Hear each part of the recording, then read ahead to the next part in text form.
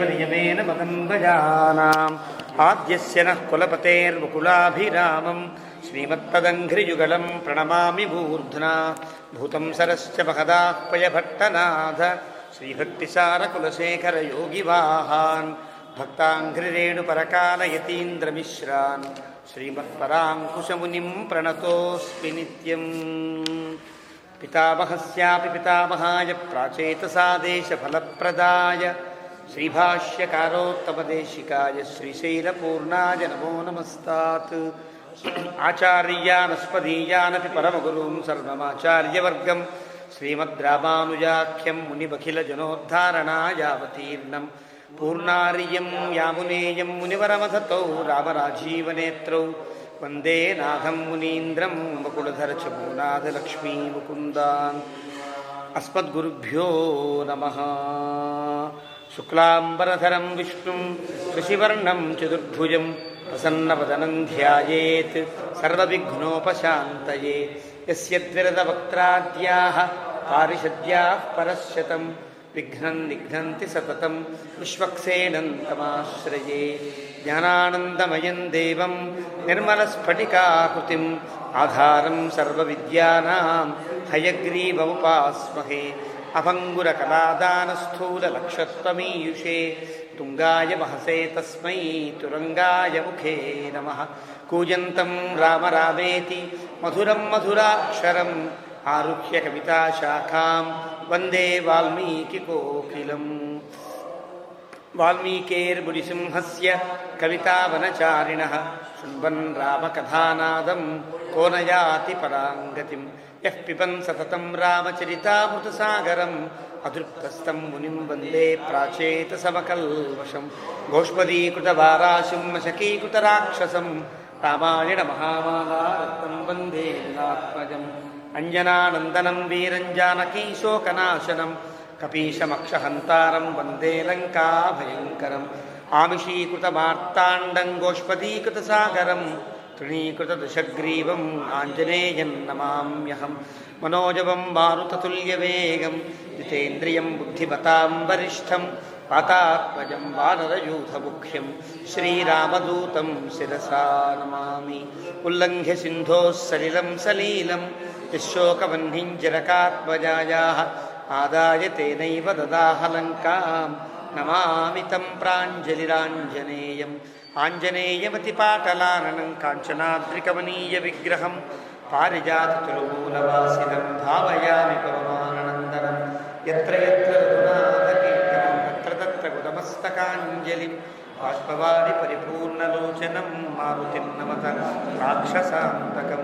वेदवेद्ये परे पुंसि जाते दशरथात्मजे वेदः प्राचेतसादासीत् साक्षात् रामायणात्मना। चरितं रघुनाथस्य शतकोटिप्रविस्तरम् एकैकमक्षरं प्रोक्तं महापातकनाशनं।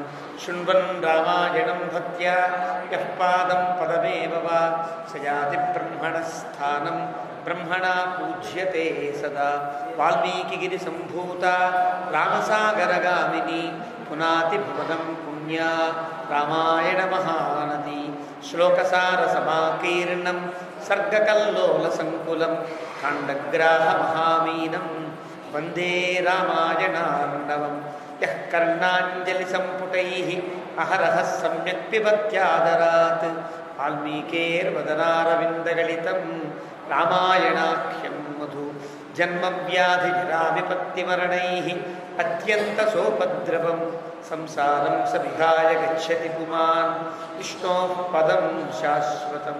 तदुपगतसमाससन्धियोगं सममधुरोपणतार्धवाक्यबद्धं रघुवरचरितं मुनिप्रणीतं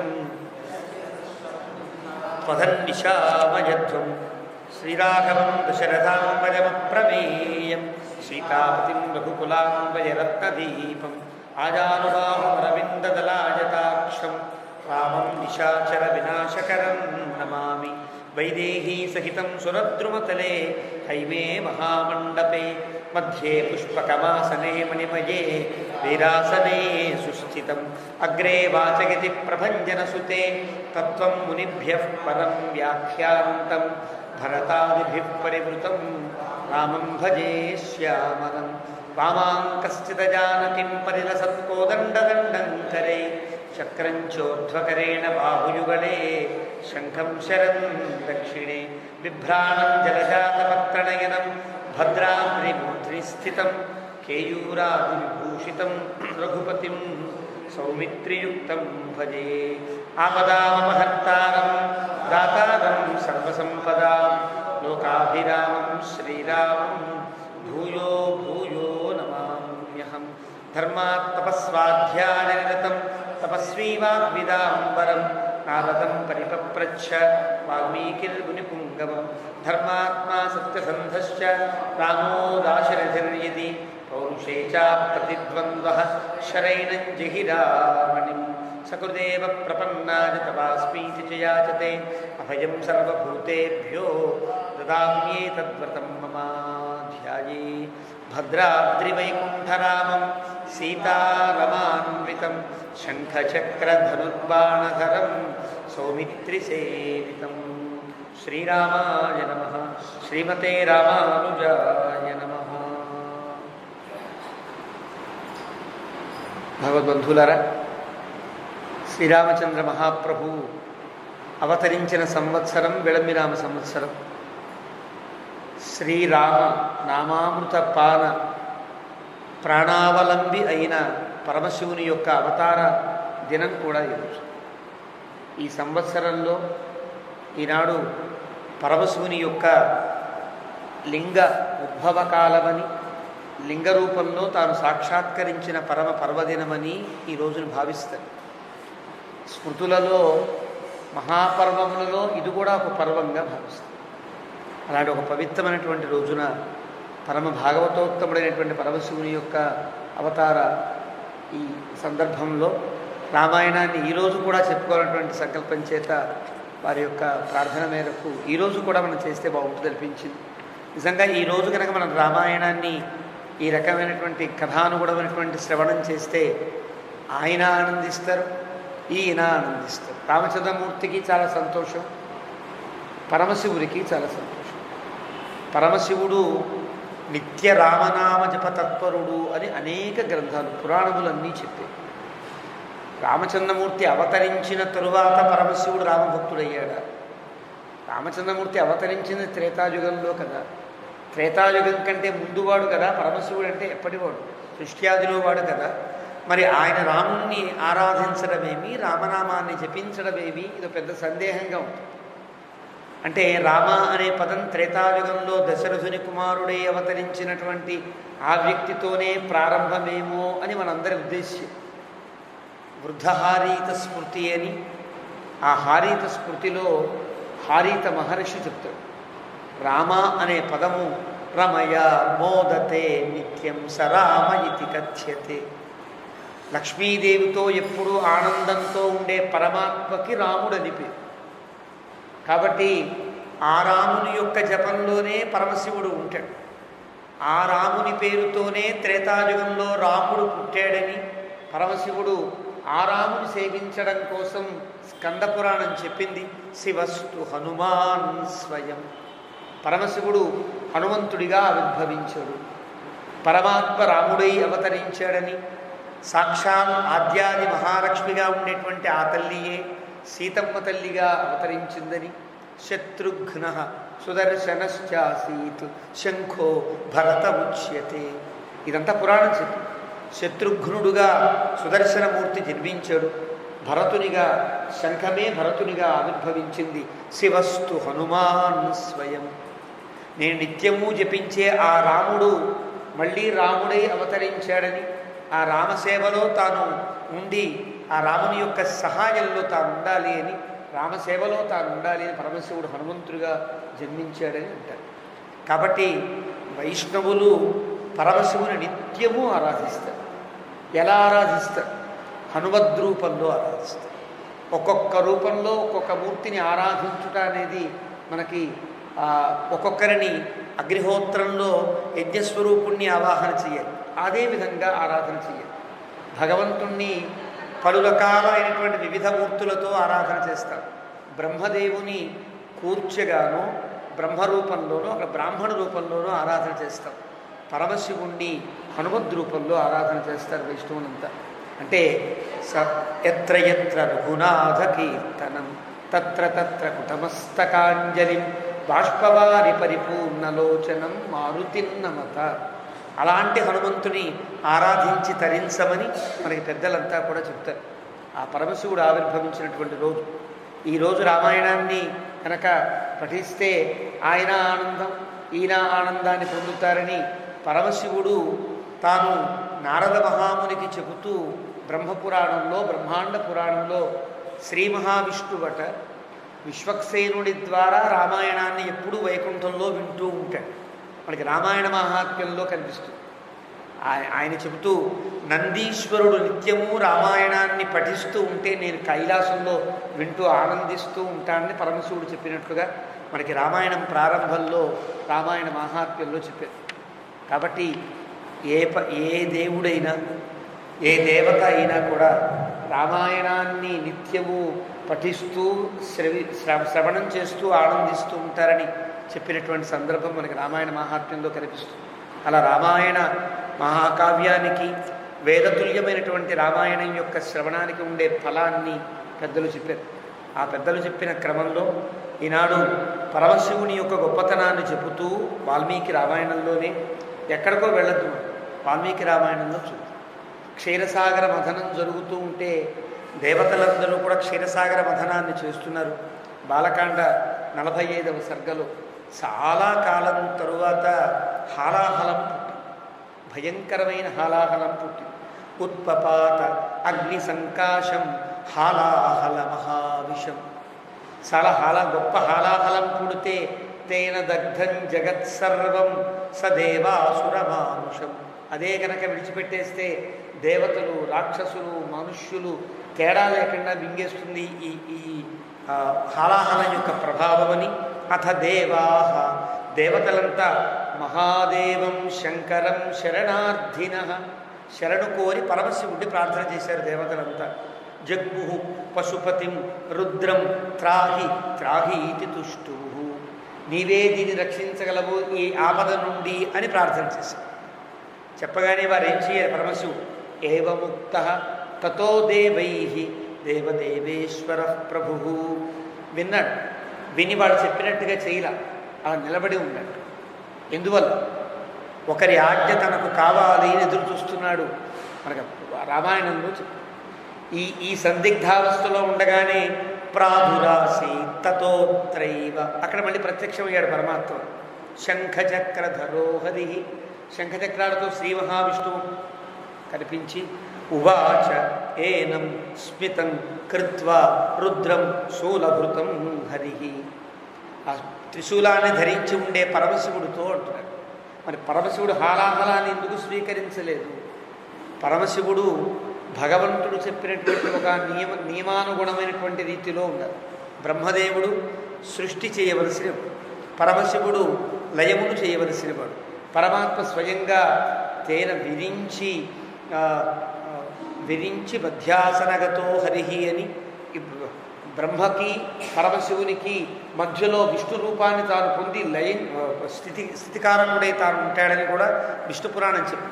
కాబట్టి లయకారకుడుగా ఉండే శివుడు కనుక హలాహలాన్ని మృంగితే, ఏదైనా ఆపద సంభవిస్తే, ఆపద సంభవించే అవకాశమే లేదు, ఆయన త్రిమూర్తుల్లో ఒకడు కావడం. కానీ తన యొక్క విధి నిర్వహణకు ఆటంకం కలుగుతుంది కాబట్టి తన పైన ఉండేటువంటి పరమాత్మ యొక్క అనుమతి పొందాలని నుంచున్నాడు అన్నారు. నిలబడ్డాడు, వచ్చాడు. వచ్చిన ఉవాచ ఏనం స్మితం కృత్వ, నవ్వి రుద్రం యత్పూర్వం సముపస్థితం. పరమాత్మ అంటున్నాడు దైవతై మధ్యమానేతు యత్పూర్వం సముపస్థితం. దేవతలు ఇలాగా చిలుకుతున్నప్పుడు ఏది ముందొస్తే అది నీకివ్వాలని సంకల్పించాను శివ, ఏది ముందు ఏర్పడితే అది నీకు అని నేను సంకల్పించాను. యత్ పూర్వం సముపస్థితం త్వదీయం హి సురశ్రేష్ఠ సురాణాం అగ్రజోసి. దేవతలందరిలో పెద్దవాడివి, అగ్రపూజ నీకే కదా, ఈ హాలాహలాన్ని స్వీకరించు అని చెప్పాడు. తమాషా అనిపిస్తుంది. హాలాహలం అమృతం తాగడానికి అంటే తాగినా ఏమీ కాదు అలా ఉండేటువంటి వాడు పరమశివుడు. చెప్పినవాడి భగవంతుని యొక్క మాటకి ఉండేటువంటి ప్రభావాన్ని పట్టి హాలాహలం చేస్తుంది. కాబట్టి నీవు దీన్ని స్వీకరించాలి. సురాణమగ్రజోసియతు, దేవతలలో నీవు పెద్దవాడివి అని. తప్పు కదా, బ్రహ్మ కదా పెద్దవాడు. దేవతలందరిలో బ్రహ్మ పెద్దవాడా, పరమశివుడు పెద్దవాడా? బ్రహ్మ పెద్దవాడు. కానీ అలా కాదు, లెక్క అధికం. భగవంతుని నుండి ఆవిర్భవించినవాడు బ్రహ్మ. అంటే భగవంతుని యొక్క నాభీకమలం నుండి ఉద్భవించినవాడు బ్రహ్మ. కాబట్టి బ్రహ్మ ఎవరి సృష్టిలోని వాడు? భగవత్ సృష్టిలోని వాడు. సృష్టికర్త తానయ్యాడు. ఇక నుంచి తాను సృష్టిని ఆవిర్భవించాలి. ఆరంభించాలంటే బ్రహ్మ సృష్టిలో మొట్టమొదటిగా పుట్టినవారు ఎవరు? పరమశివుడు. భృకుటి మధ్యేతు పురాణం చెప్పి బ్రహ్మదేవుడు ఈ వేదములన్నీ స్వీకరించిన తరువాత తాను సంకల్పించి సృష్టికి భృకుటిని ముడివేసినప్పుడు భృకుటి మధ్య జ్ఞానస్థానము నుండి ఒక పిల్లవాడు పుట్టాడు. ఆ పిల్లవాడు రుద్రుడు అని మనకు పురాణం చెప్తుంది. కాబట్టి బ్రహ్మ సృష్టిలో మొదటివాడు, దేవతలలో పెద్దవాడు బ్రహ్మదేవుడు, పరమశివుడు. కాబట్టి సురాణమగ్రజోసియతు, దేవతలోని పెద్దవాడివి కదా, ఏది ముందొస్తే అది నీకు ఇవ్వాలని సంకల్పించాను. కాబట్టి అగ్రపూజ మిమాత్వ గృహాణ ఇదం విషం ప్రభో, ఇది అగ్రపూజగా భావించి విషాన్ని స్వీకరించవలసినది అని చెప్పాడు. అని చెప్పి ఉన్నాడు అక్కడ. తత్రైవ అంతరధీయత అని చెప్పి మాయమైపోయాడు. దేవతానాం భయం దృష్ట్వా, దేవతలందరికీ వచ్చిన ఆపదను గమనించాడు. శృత్వా వాక్యం తుషారంగిణ, భగవంతుని యొక్క మాటను స్వీకరించాడు. దేవతల భయాన్ని పోగొట్టవలసిన వాడు తాను, భగవంతుని యొక్క మాటను నెరవేర్చవలసిన వాడు తాను. కాబట్టి హాలాహలం ఇదం విషం ఘోరం సజగ్రాహ అమృతోపమం. అంతకుముందు విషం కావచ్చు, ఎప్పుడైతే భగవంతుడు ఆజ్ఞాపించాడో ఇది భగవత్ సంకల్పము, నేను స్వీకరించాలి అనుకున్నాడో పరమశివుడు, జగ్రాహ అమృతోపమం, అది అమృతప్రాయమైంది. ఆ హలాహలాన్ని స్వీకరించాడు అని మనకి రామాయణంలోనే కనిపిస్తుంది. అంటే భగవంతుని యొక్క ఆజ్ఞకు కట్టుబడి పారతంత్ర్య వ్యవస్థను రూపకల్పన చేసినవాడుగా, దాన్ని ముందు ప్రారంభించినవాడుగా, అంటే భగవంతుని యొక్క ఆజ్ఞను పాటించడానికి తానేమైపోయినా పర్వాలేదు అనుకునేంత ధైర్యము భాగవత గుణము కలిగిన వాడు పరమశివుడు అని మన పెద్దలు పరమశివుని యొక్క పారతంత్ర్యాన్ని కీర్తిస్తారు. మింగెడిది విషమని తెలిసి, విషం మింగుతున్నాడని తెలిసి భగవంతుని యొక్క మాట వల్ల మింగమని సర్వమంగళ మంగళ సూత్రమును మది ఎంత నమ్మిరదు పోతన గారు చెప్తారు. మింగమని సర్వమంగళ, మింగవయ ఇంకే ఇబ్బంది, చెప్పినవాడు ఆయన, దేవతలకి భయం కలిగిస్తోంది, ఉపద్రవాన్ని కలిగించవలసిన వాడి బాధ్యత నీది. కానీ నీకు సంబంధించకుండా ఉపద్రవం కలుగుతూ ఉంటే నీదే కదా బాధ్యత అన్నట్లుగా సర్వమంగళ చెబితే ఆ సర్వమంగళ మంగళసూత్రము మది ఎంత నమ్మినదో అంటాడు పోతన. అంటే తన భర్తకేం కాదని తెలుసు, కారణం ఇది భగవదాజ్ఞ. కాబట్టి స్వీకరించేటప్పుడు విషంగా లేదు, అమృతప్రాయమైంది అని. అమృతప్రాయమైనటువంటి దాన్ని కంఠంలో పెట్టుకున్నాడు. కాబట్టి అమృతానికి ఆనాడు విషానికి శ్రీ అని పేరు వచ్చింది.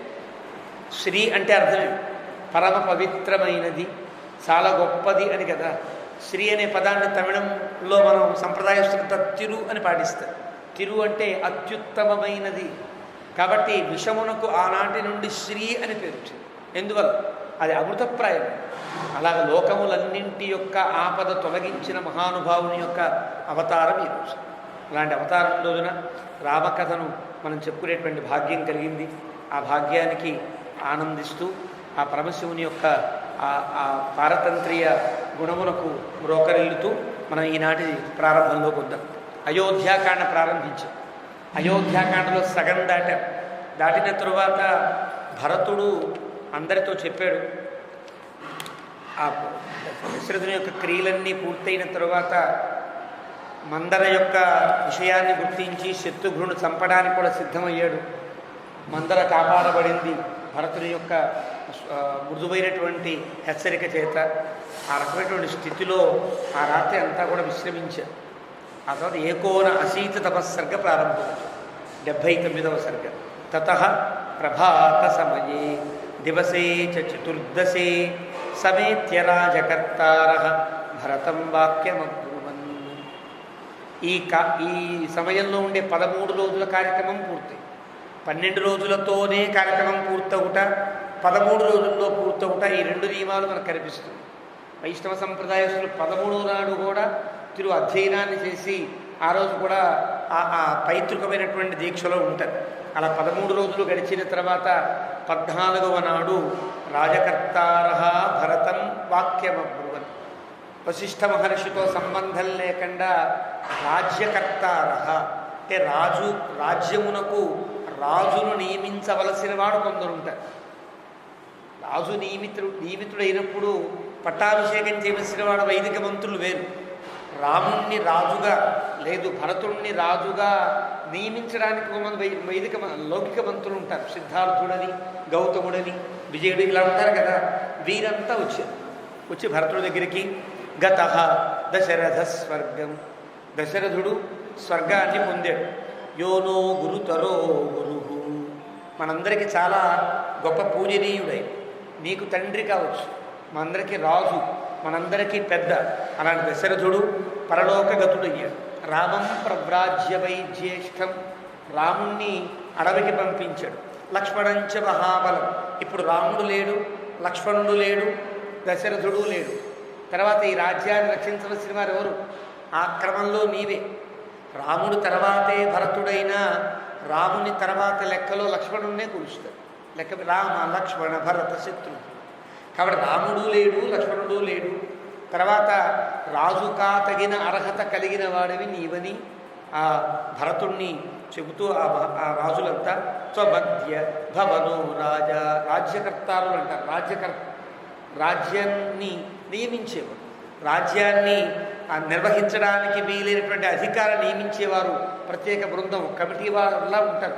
ఆ కమిటీ వారు చెప్తున్నారు త్వమధ్య భవనో రాజా, నీవే ఈరోజు రాజు కావాలి.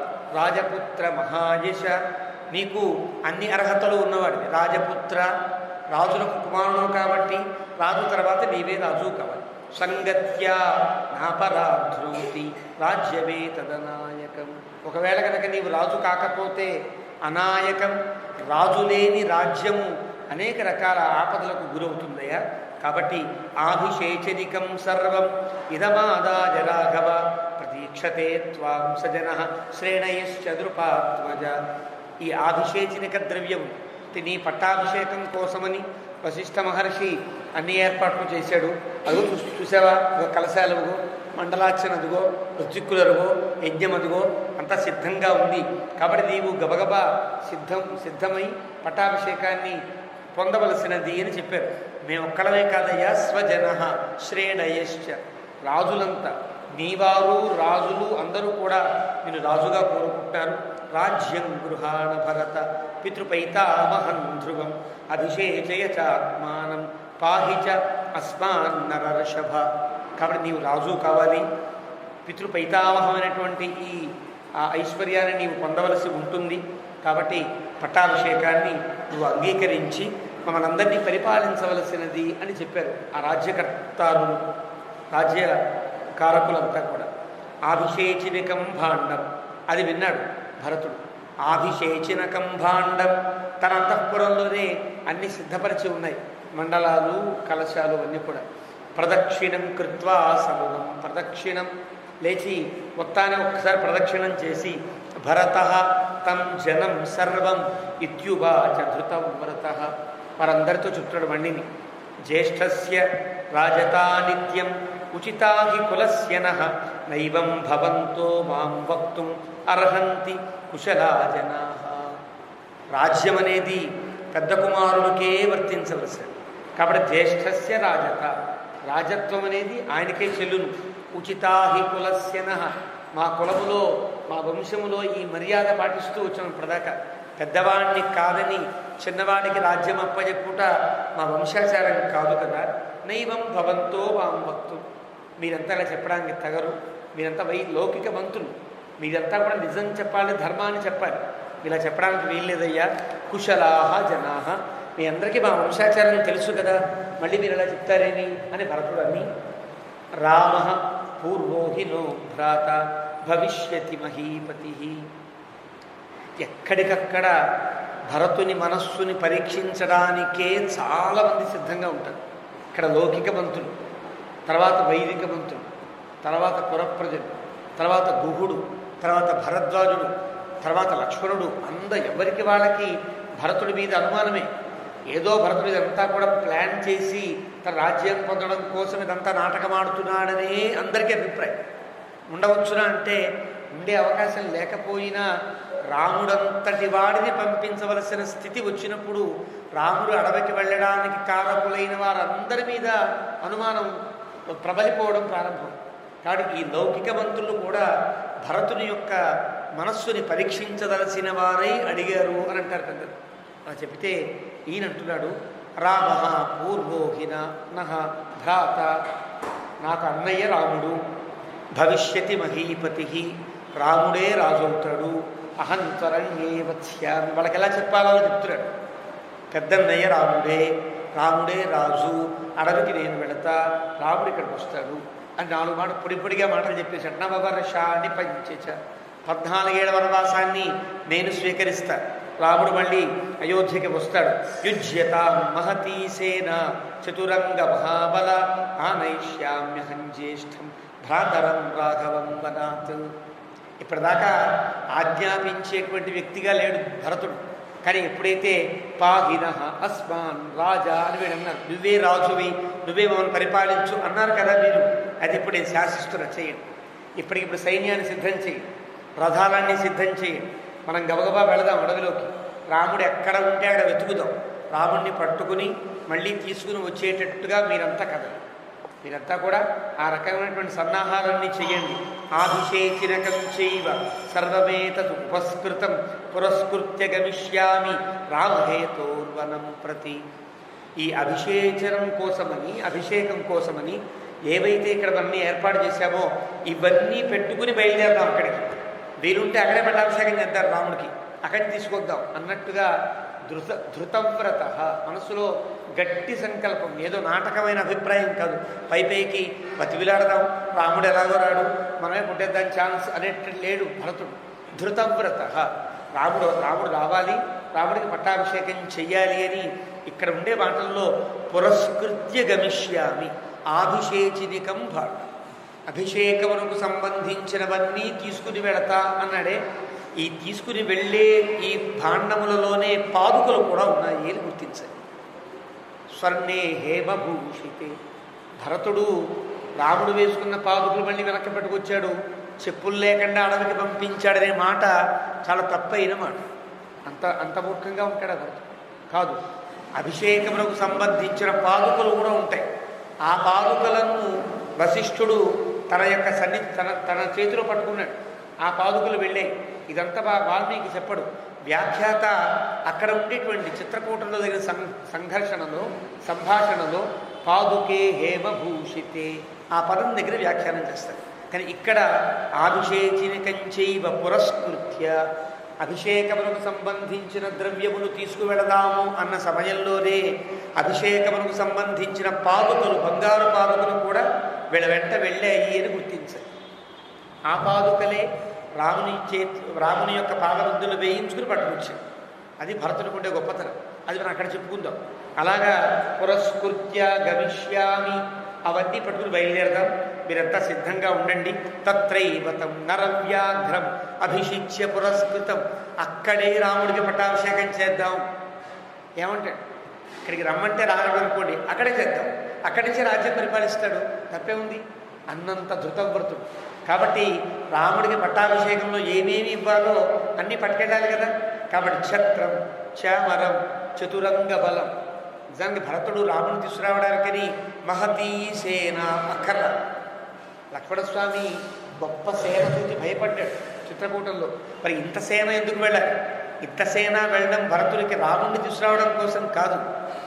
అక్కడ రాజైతే రాముడు రాజ్యానికి సంబంధించిన చతురంగ బలము అక్కడ ఉండాలి, ఛత్రచామరాదులు ఉండాలి, పాదుకలు ఉండాలి, కిరీటాదులు ఉండాలి, అన్నీ ఉండాలి. అన్నింటితో వెళ్ళాడు భరతుడు. అది గొప్పతనం. అందుకనే అక్కడ అభిషిచ్య తత్రైవ, అక్కడే పట్టాభిషేకం చేద్దాము అన్న మాటలో అర్థం భరతుని యొక్క శాసనం కదా ఇది.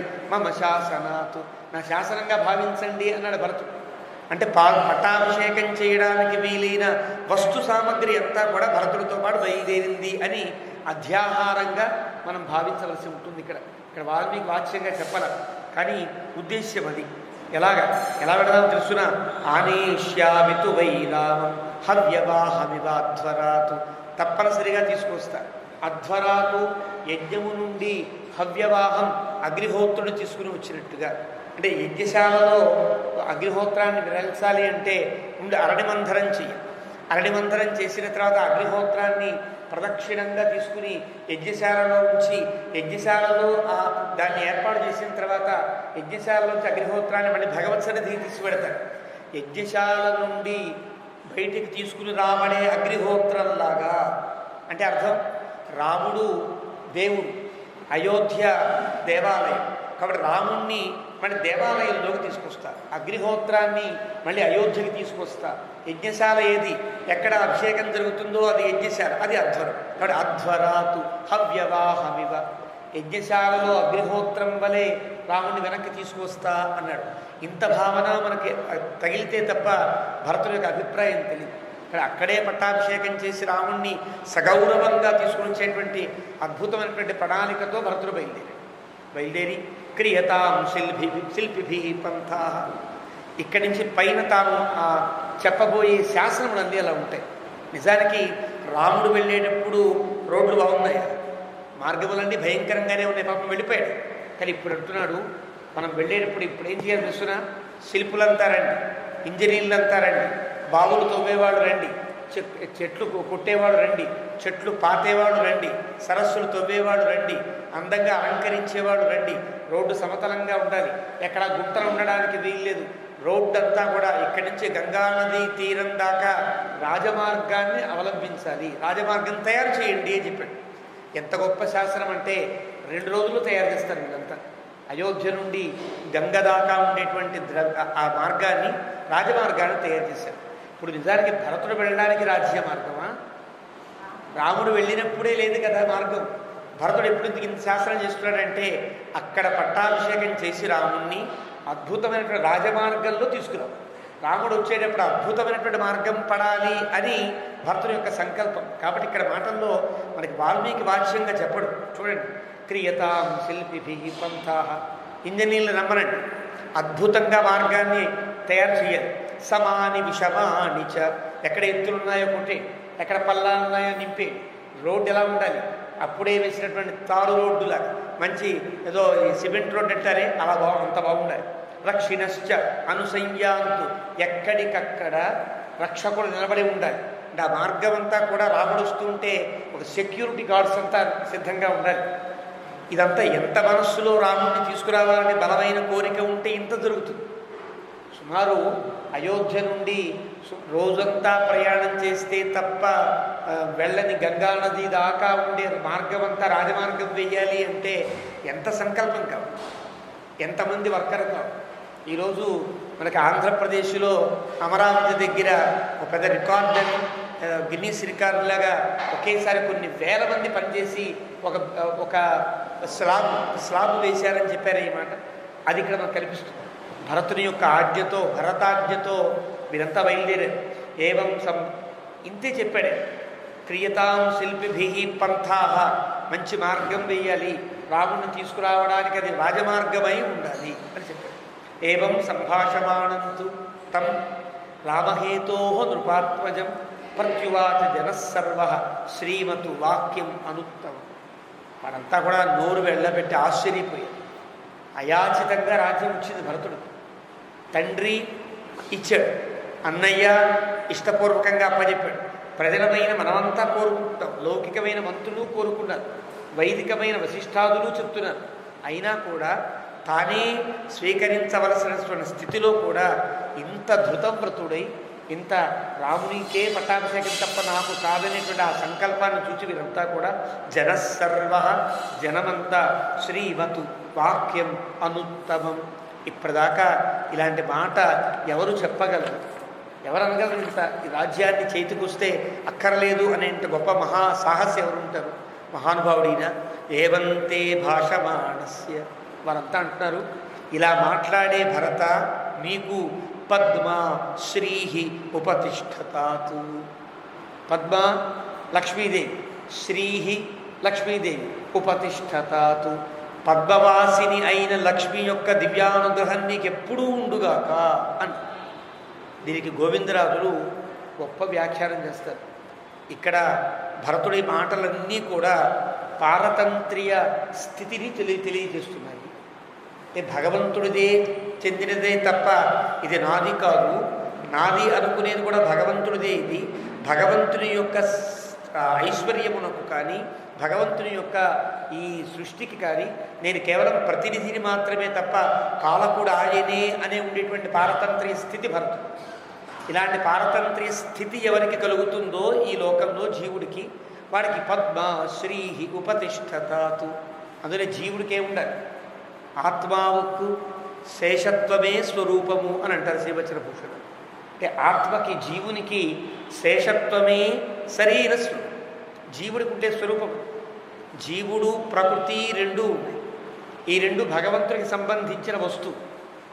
తమాషా ఏంటంటే జడము అజడం ఈ రెండు ఆయనకి చెందిన వస్తువు. ఆయన ఒక్కడే స్వామి. ఈ రెండు ఒకదాని మీద ఒకటి స్వామిత్వం ఉండదు. అచేతనం ఎంతో చేతనము అంతే. అచేతనము సహజంగా అచేతనం కాబట్టి తనకంటే చేతనం కలిగిన వాడి మీద ఆధారపడి ఉంటుంది. కానీ చేతనుడు సహజంగా చేతనుడే అయినప్పటికీ కూడా అచేతనముగా ఉండవలసిన స్థితి అని గుర్తించినప్పుడు చేతనత్వం సిద్ధిస్తుంది. అచేతనం ఉందనుకోండి, ఈ వస్తువు ఉందనుకోండి, ఇది నేను నా స్వామి ఎక్కడ పెడితే అక్కడే ఉంటా అనుకుంటే దీనికి అది సిద్ధిస్తుంది. నేను భగవత్ సంకల్పంతోనే ఉంటా, భగవంతుని ఆజ్ఞ మీరను అని నేను అనుకుంటే నా చేతనత్వం సిద్ధిస్తుంది. కానీ ఈ రెండు వస్తువులే ఎవరి విషయంలో? భగవంతుని విషయంలో. కానీ వస్తుతాం ఉపయాతోహం యామునే యన్నమామితం. ఇప్పుడు వస్తుత్వాన్ని పొందిన వాళ్ళము ఎప్పుడు? భగవంతుని యొక్క అధీనంలో ఉన్నవాళ్ళము. భగవంతుడు స్వతంత్రుడు, ఆయనకి మనం చెందిన పరతంత్రులము అని ఎప్పుడైతే మనం గుర్తిస్తామో అప్పుడు వస్తుతానుపయాత, అప్పుడు మనకి వస్తుత్వం ఏర్పడుతుంది. ఎప్పుడు అస్తి బ్రహ్మేతి చేద్వేద సంతం ఏనం తతో విదువు ఇది వేదం చెప్పి.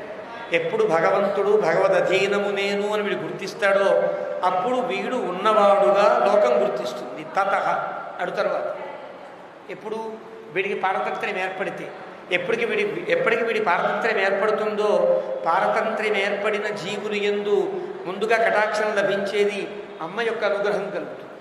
పురుషకాల స్వరూపిణిగా ఉండే అమ్మ యొక్క అనుగ్రహం కలుగుతుంది. కాబట్టి ఇక్కడ భరతుడిని అంటున్నారు, ఏవంతే భాషమాణస్య. ఇంత పారతంత్ర్య స్థితిని పొందిన భరత నీకు లక్ష్మీ దివ్యానుగ్రహం ఎల్లప్పుడూ ఉంటుంది.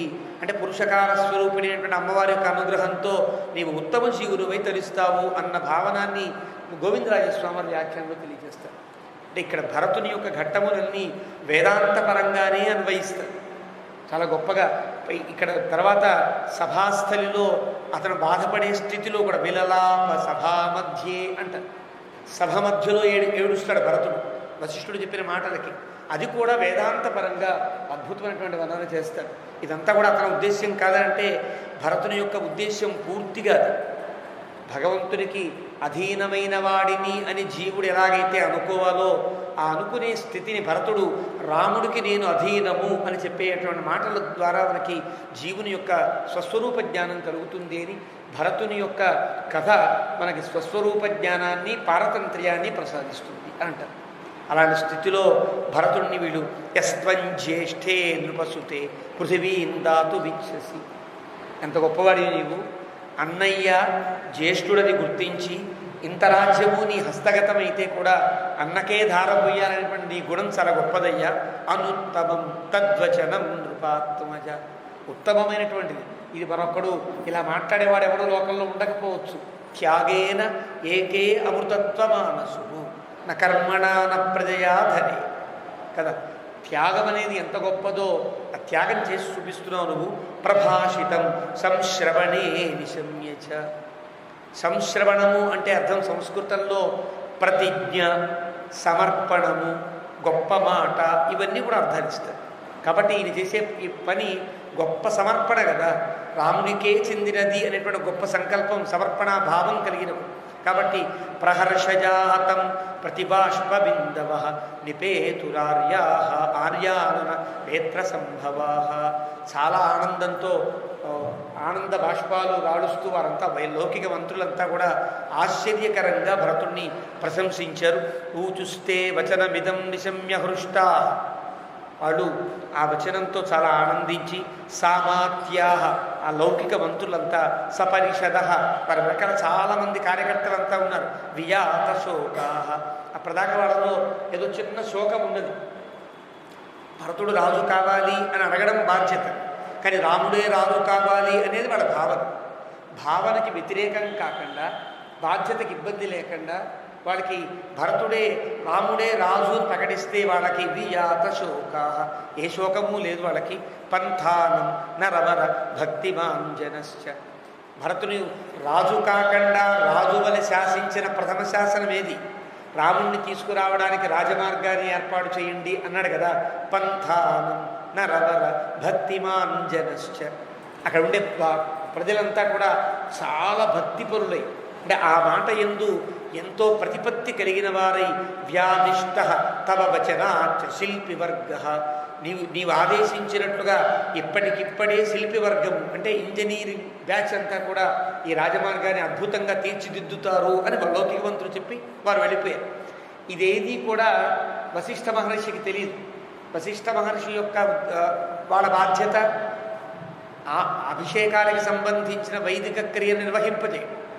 ఈ లౌకికవంతుల బాధ్యత రాజ్యాన్ని అప్పచెప్పే విధంగా భరతుడిని సంసిద్ధపరచడం. వీళ్ళకి భరతుడు ఆజ్ఞాపన ఇచ్చి పంపించేశాడు. ఇది వశిష్ఠ మహర్షికి తెలియదు. ఇలాంటి స్థితిలో 79వ సర్గ ముగించుకుని 80వ సర్గలో ప్రవేశిస్తున్నాం మనం. అథ భూమి ప్రదేశజ్ఞా సూత్రకర్మ విశారదా స్వకర్మాభిరతా శూరా ఖనకా యత్రకాస్తథా. అక్కడి నుంచి భరతుడి శాసనం ఇది అని తెలుసుకుంటే ఆ వార్త అద్భుతంగా వ్యాపించేసింది, సుగంధంలా వ్యాపించేటప్పటికి ఎవరికి వాళ్ళు ఒక్కొక్క పనిలో ఒక్కొక్కరు ఉంటారు. అంటే బావులు తవ్వేవాళ్ళు వేరు, సూత్రాలు పట్టి రోడ్డు కరెక్ట్గా ఉందా లేదా కొలిచేవాళ్ళు కొందరు ఉంటారు. సూత్రకర్మ విశారదాహ, వాడు సూత్రం పట్టారంటే ఖచ్చితంగా ఉంటుంది. అంటే ఎంత ఎత్తు ఉండాలి, ఎంత పొడుగు ఉండాలి, ఎలా ఉండాలి వాడు చూస్తాడు. భూమి ప్రదేశజ్ఞ, రోడ్డు ఎటు వేస్తే అది ఎక్కువ కాలం ఉంటుంది. తర్వాత రోడ్డు వేస్తే కింద చవటనేది ఏర్పడింది అనుకోండి, ఒక లారీ వెళ్ళేటప్పటికి మళ్ళీ గుంటలు పడతాయి. ఒక్క నెలలో అది పూర్తిగా అశ్వారావుపేట మార్గంలో తయారవుతుంది. జగారెడ్డిగూడెం వెళ్ళేటప్పుడు రోడ్డు ఎట్లా ఉందో ఇప్పుడు అలా తయారవుతుంది. ఇప్పటికీ బాగుపడాలి కదా. కానీ అలా కాదు. భూమి ప్రదేశజ్ఞా, ఏ వైపు నుంచి రోడ్డును వేస్తే మార్గానికి చేస్తే అది చిరకాలం ఉంటుందో అలాంటి వాడు. అంటే భూమిని పరీక్షించి రోడ్డు వేయడానికి వీలైనటువంటి నేర్పరులు కొందరు, సూత్రకర్మ విశారదులు కొందరు, స్వకర్మ అభిరతా శూరా ఖనకా. తవ్వేవాళ్ళు తమ తమ పనులలో నేర్పరులైన తవ్వేవాడు. అంటే ఎంత గుంట తవ్వాలో మళ్ళీ వాడు చెప్పక్కర్లా. ఇంత రోడ్డు అండి మాకు చెప్పారే మేము చూసుకుంటాము కదా. ఇక్కడి నుంచి ప్లాన్ ఇచ్చేస్తే తాపీ మేస్త్రులు వాళ్ళకి ఇంజనీరింగ్ రావక్కర్లా. ఇంజనీరింగ్ ప్లాన్ కనుక వేసిస్తే ఆ ప్లాన్ని బట్టి వాళ్ళు అద్భుతంగా కట్టిస్తారు కదా. వాళ్ళ పని ఎందు వాడు నేర్పరుడు. వాళ్ళకి ఈ ప్లాన్ గీయడం చేతకాకపోవచ్చేమో, కానీ గీసిన ప్లాన్ని అంగుళంతో సహితంగా తప్పు లేకుండా కట్టేయగలరు కదా. అలాంటి స్వకర్మ అభిరతా శూరా ఖనకా యంత్రకాస్తథ. వాళ్ళకు కొన్ని యంత్రాలు ఉంటాయి, ఆ యంత్రాలతో వాడు చేస్తాడు. కర్మాంతికా, కర్మాంతికా అంటే కర్మ ప్రారంభిస్తే మళ్ళీ చిట్ట చివర ముగిసే వరకు కూడా దగ్గర ఉండి చూసుకునేవాళ్ళు. అంతికాహ, అంతికం అనే పదములకు సంస్కృతంలో 2 అర్థాలు. చిట్ట చివర అని అర్థం, దగ్గరే అని ఒక అర్థం. జనాంతికం అంటారు, జనంకి దగ్గరగా. అంటే అక్కడే ఉండి పర్యవేక్షకులై సరిగ్గా ఇసుక సిమెంట్ సరిగ్గా కలుపుతున్నారా లేదా, ఇటుకలు బాగున్నాయా లేవా, సరిగ్గా సూత్రం పట్టారా లేదా, వంకర టింకర ఏం లేకుండా ఉన్నాయి కదా, ఇవన్నీ చూసేవాళ్ళు ఉంటారు. వాళ్ళంతా ఉంటారు. స్థపతయ, స్థపతులు ఉంటారు. స్థపతులు అంటే అక్కడ కేవలం రోడ్డు వేయకుండా పక్కన అందమైన స్తంభాలు కడితే స్తంభాల మీద ఎలాంటి శిల్పాలు చెక్కాలి, రాజచిహ్నాలు ఏమి ఉండాలి, మన రాజ్యానికి ఏం గుర్తులు ఉండాలో ఉంటాయి. విష్ణువాలయానికి కొన్ని గుర్తులు ఉంటాయి, శివాలయానికి కొన్ని గుర్తులు ఉంటాయి. ఒక్కొక్క చోళరాజులకి గుర్తులు వేరు, ఏదో పాండ్యరాజులకు గుర్తులు వేరు, కాకతీయ రాజుల శిల్పం వేరు. చూస్తున్నాం కదా ఈ రోజుల్లో. అలాగా మన రాజ్యానికి సంబంధించి ఏ ఏ శిల్పములు చెక్కాలో అవి తెలిసిన వాడు కొంతమంది ఉంటారు. స్థపతయ పురుషా యంత్రకోవిదా. ఆ శిల్పాలు కూడా మనం చెక్కుతూ కూర్చుంటే 2 రోజులు ఎక్కడవుతాయి. యంత్రకోవిదా, యంత్రముల ద్వారా శిల్పములు చెక్కేటట్లుగా కొంతమంది తయారయ్యారు అప్పట్లోనే. ఈరోజు యాదగిరిగుట్ట వెళితే గనక శిల్పాలన్నీ ఉలి పట్టుకుని చెక్కేటట్టుగా లేవు, యంత్రములతోనే చెక్కుతున్నారు. ఆ పద్ధతి అప్పుడే ఉందా అనిపించేటట్టుగా ఆశ్చర్యాన్ని గొలిపిస్తుంది ఈ వాక్యం. తథా వర్ధకయ చైవ మార్గిణ వృక్షతక్షకా. వడ్రంగివాడు అంటే ఎక్కడికక్కడ చిన్న చిన్న పందిళ్ళు వేయడానికి వడ్రంగులు ఆ కర్రలు సరిగ్గా కట్ చేసి చెక్కి దాన్ని నిలబెట్టాలి, ద్వారాలు నిలబెట్టేవాడు. అలాంటి వర్ధకులు తయారయ్యారు. మార్గిణ, మార్గం బాగా తెలిసినవాడు. అంటే ముందే ఇట్నుంచి వేస్తే తక్కువ రోడ్డు వేసి మనం గంగదాకా వెళ్ళిపోగలమండి, ఇలా కనుక అయితే చాలా చుట్టూ అవుతుంది అని మార్గం యొక్క విధానాన్ని తెలిసిన వాడు కొందరు ఉంటారు. వాళ్ళు వృక్షతక్షకా, అడ్డొస్తే వృక్షములని అప్పటికప్పుడు తీసేటట్టుగా నేర్పరులు ఉంటారు. గొడ్డలు పట్టుకుని చక్కగా ఎక్కడ దాకా చెక్కేయచ్చు చెట్లను చెక్కేస్తారు. ఆ చెట్ల వల్ల ఇతర చెట్లకు ఇబ్బంది లేకుండా ఉండేటట్టుగా చెట్లని చెట్లను నరికి పక్కన వేయగలిగిన వాడు కొందరు. కూపకారాహ, అక్కడి నుంచి ఇక్కడ దాకా ప్రయాణం చేస్తే మనతో పాటు ఎంతోమంది ప్రజలు వస్తారు కదా, మనకి దాహం వేస్తే ఎట్లా, ఎక్కడికి బావులు దొవ్వించారు, టకటగా బావులు దొవ్వించారు. కూపకారాహ సుధాకారాహ. సుధాకారాహ అంటే సున్నం వేసేవాడు. ఒక పక్క గోడలు కడితే గోడలకు అందంగా సున్నం వేయాలి, అవి నీట్గా ఉండాలి. సుధాకారాహ వంశకర్మ కృతస్తదా. వెదురు పందిళ్ళు వేసేవాడు కొంతమంది ఉంటారు. దారిలో పూర్తిగా ఆచ్ఛాదన లేకుండా వెళ్ళరు కదా, ఎక్కడికెక్కడ ఒక చిన్న చిన్న చలివేంద్రాల్లాగా ఏర్పాటు చేసేవాడు కొందరు ఉంటారు. ఇలాగ సమర్థాహ ఏ చ ద్రష్టారహ. ఈ పనులన్నీ సక్రమంగా జరుగుతున్నాయా లేవా అని పర్యవేక్షించేటువంటి వాళ్ళు ఏమంటారు,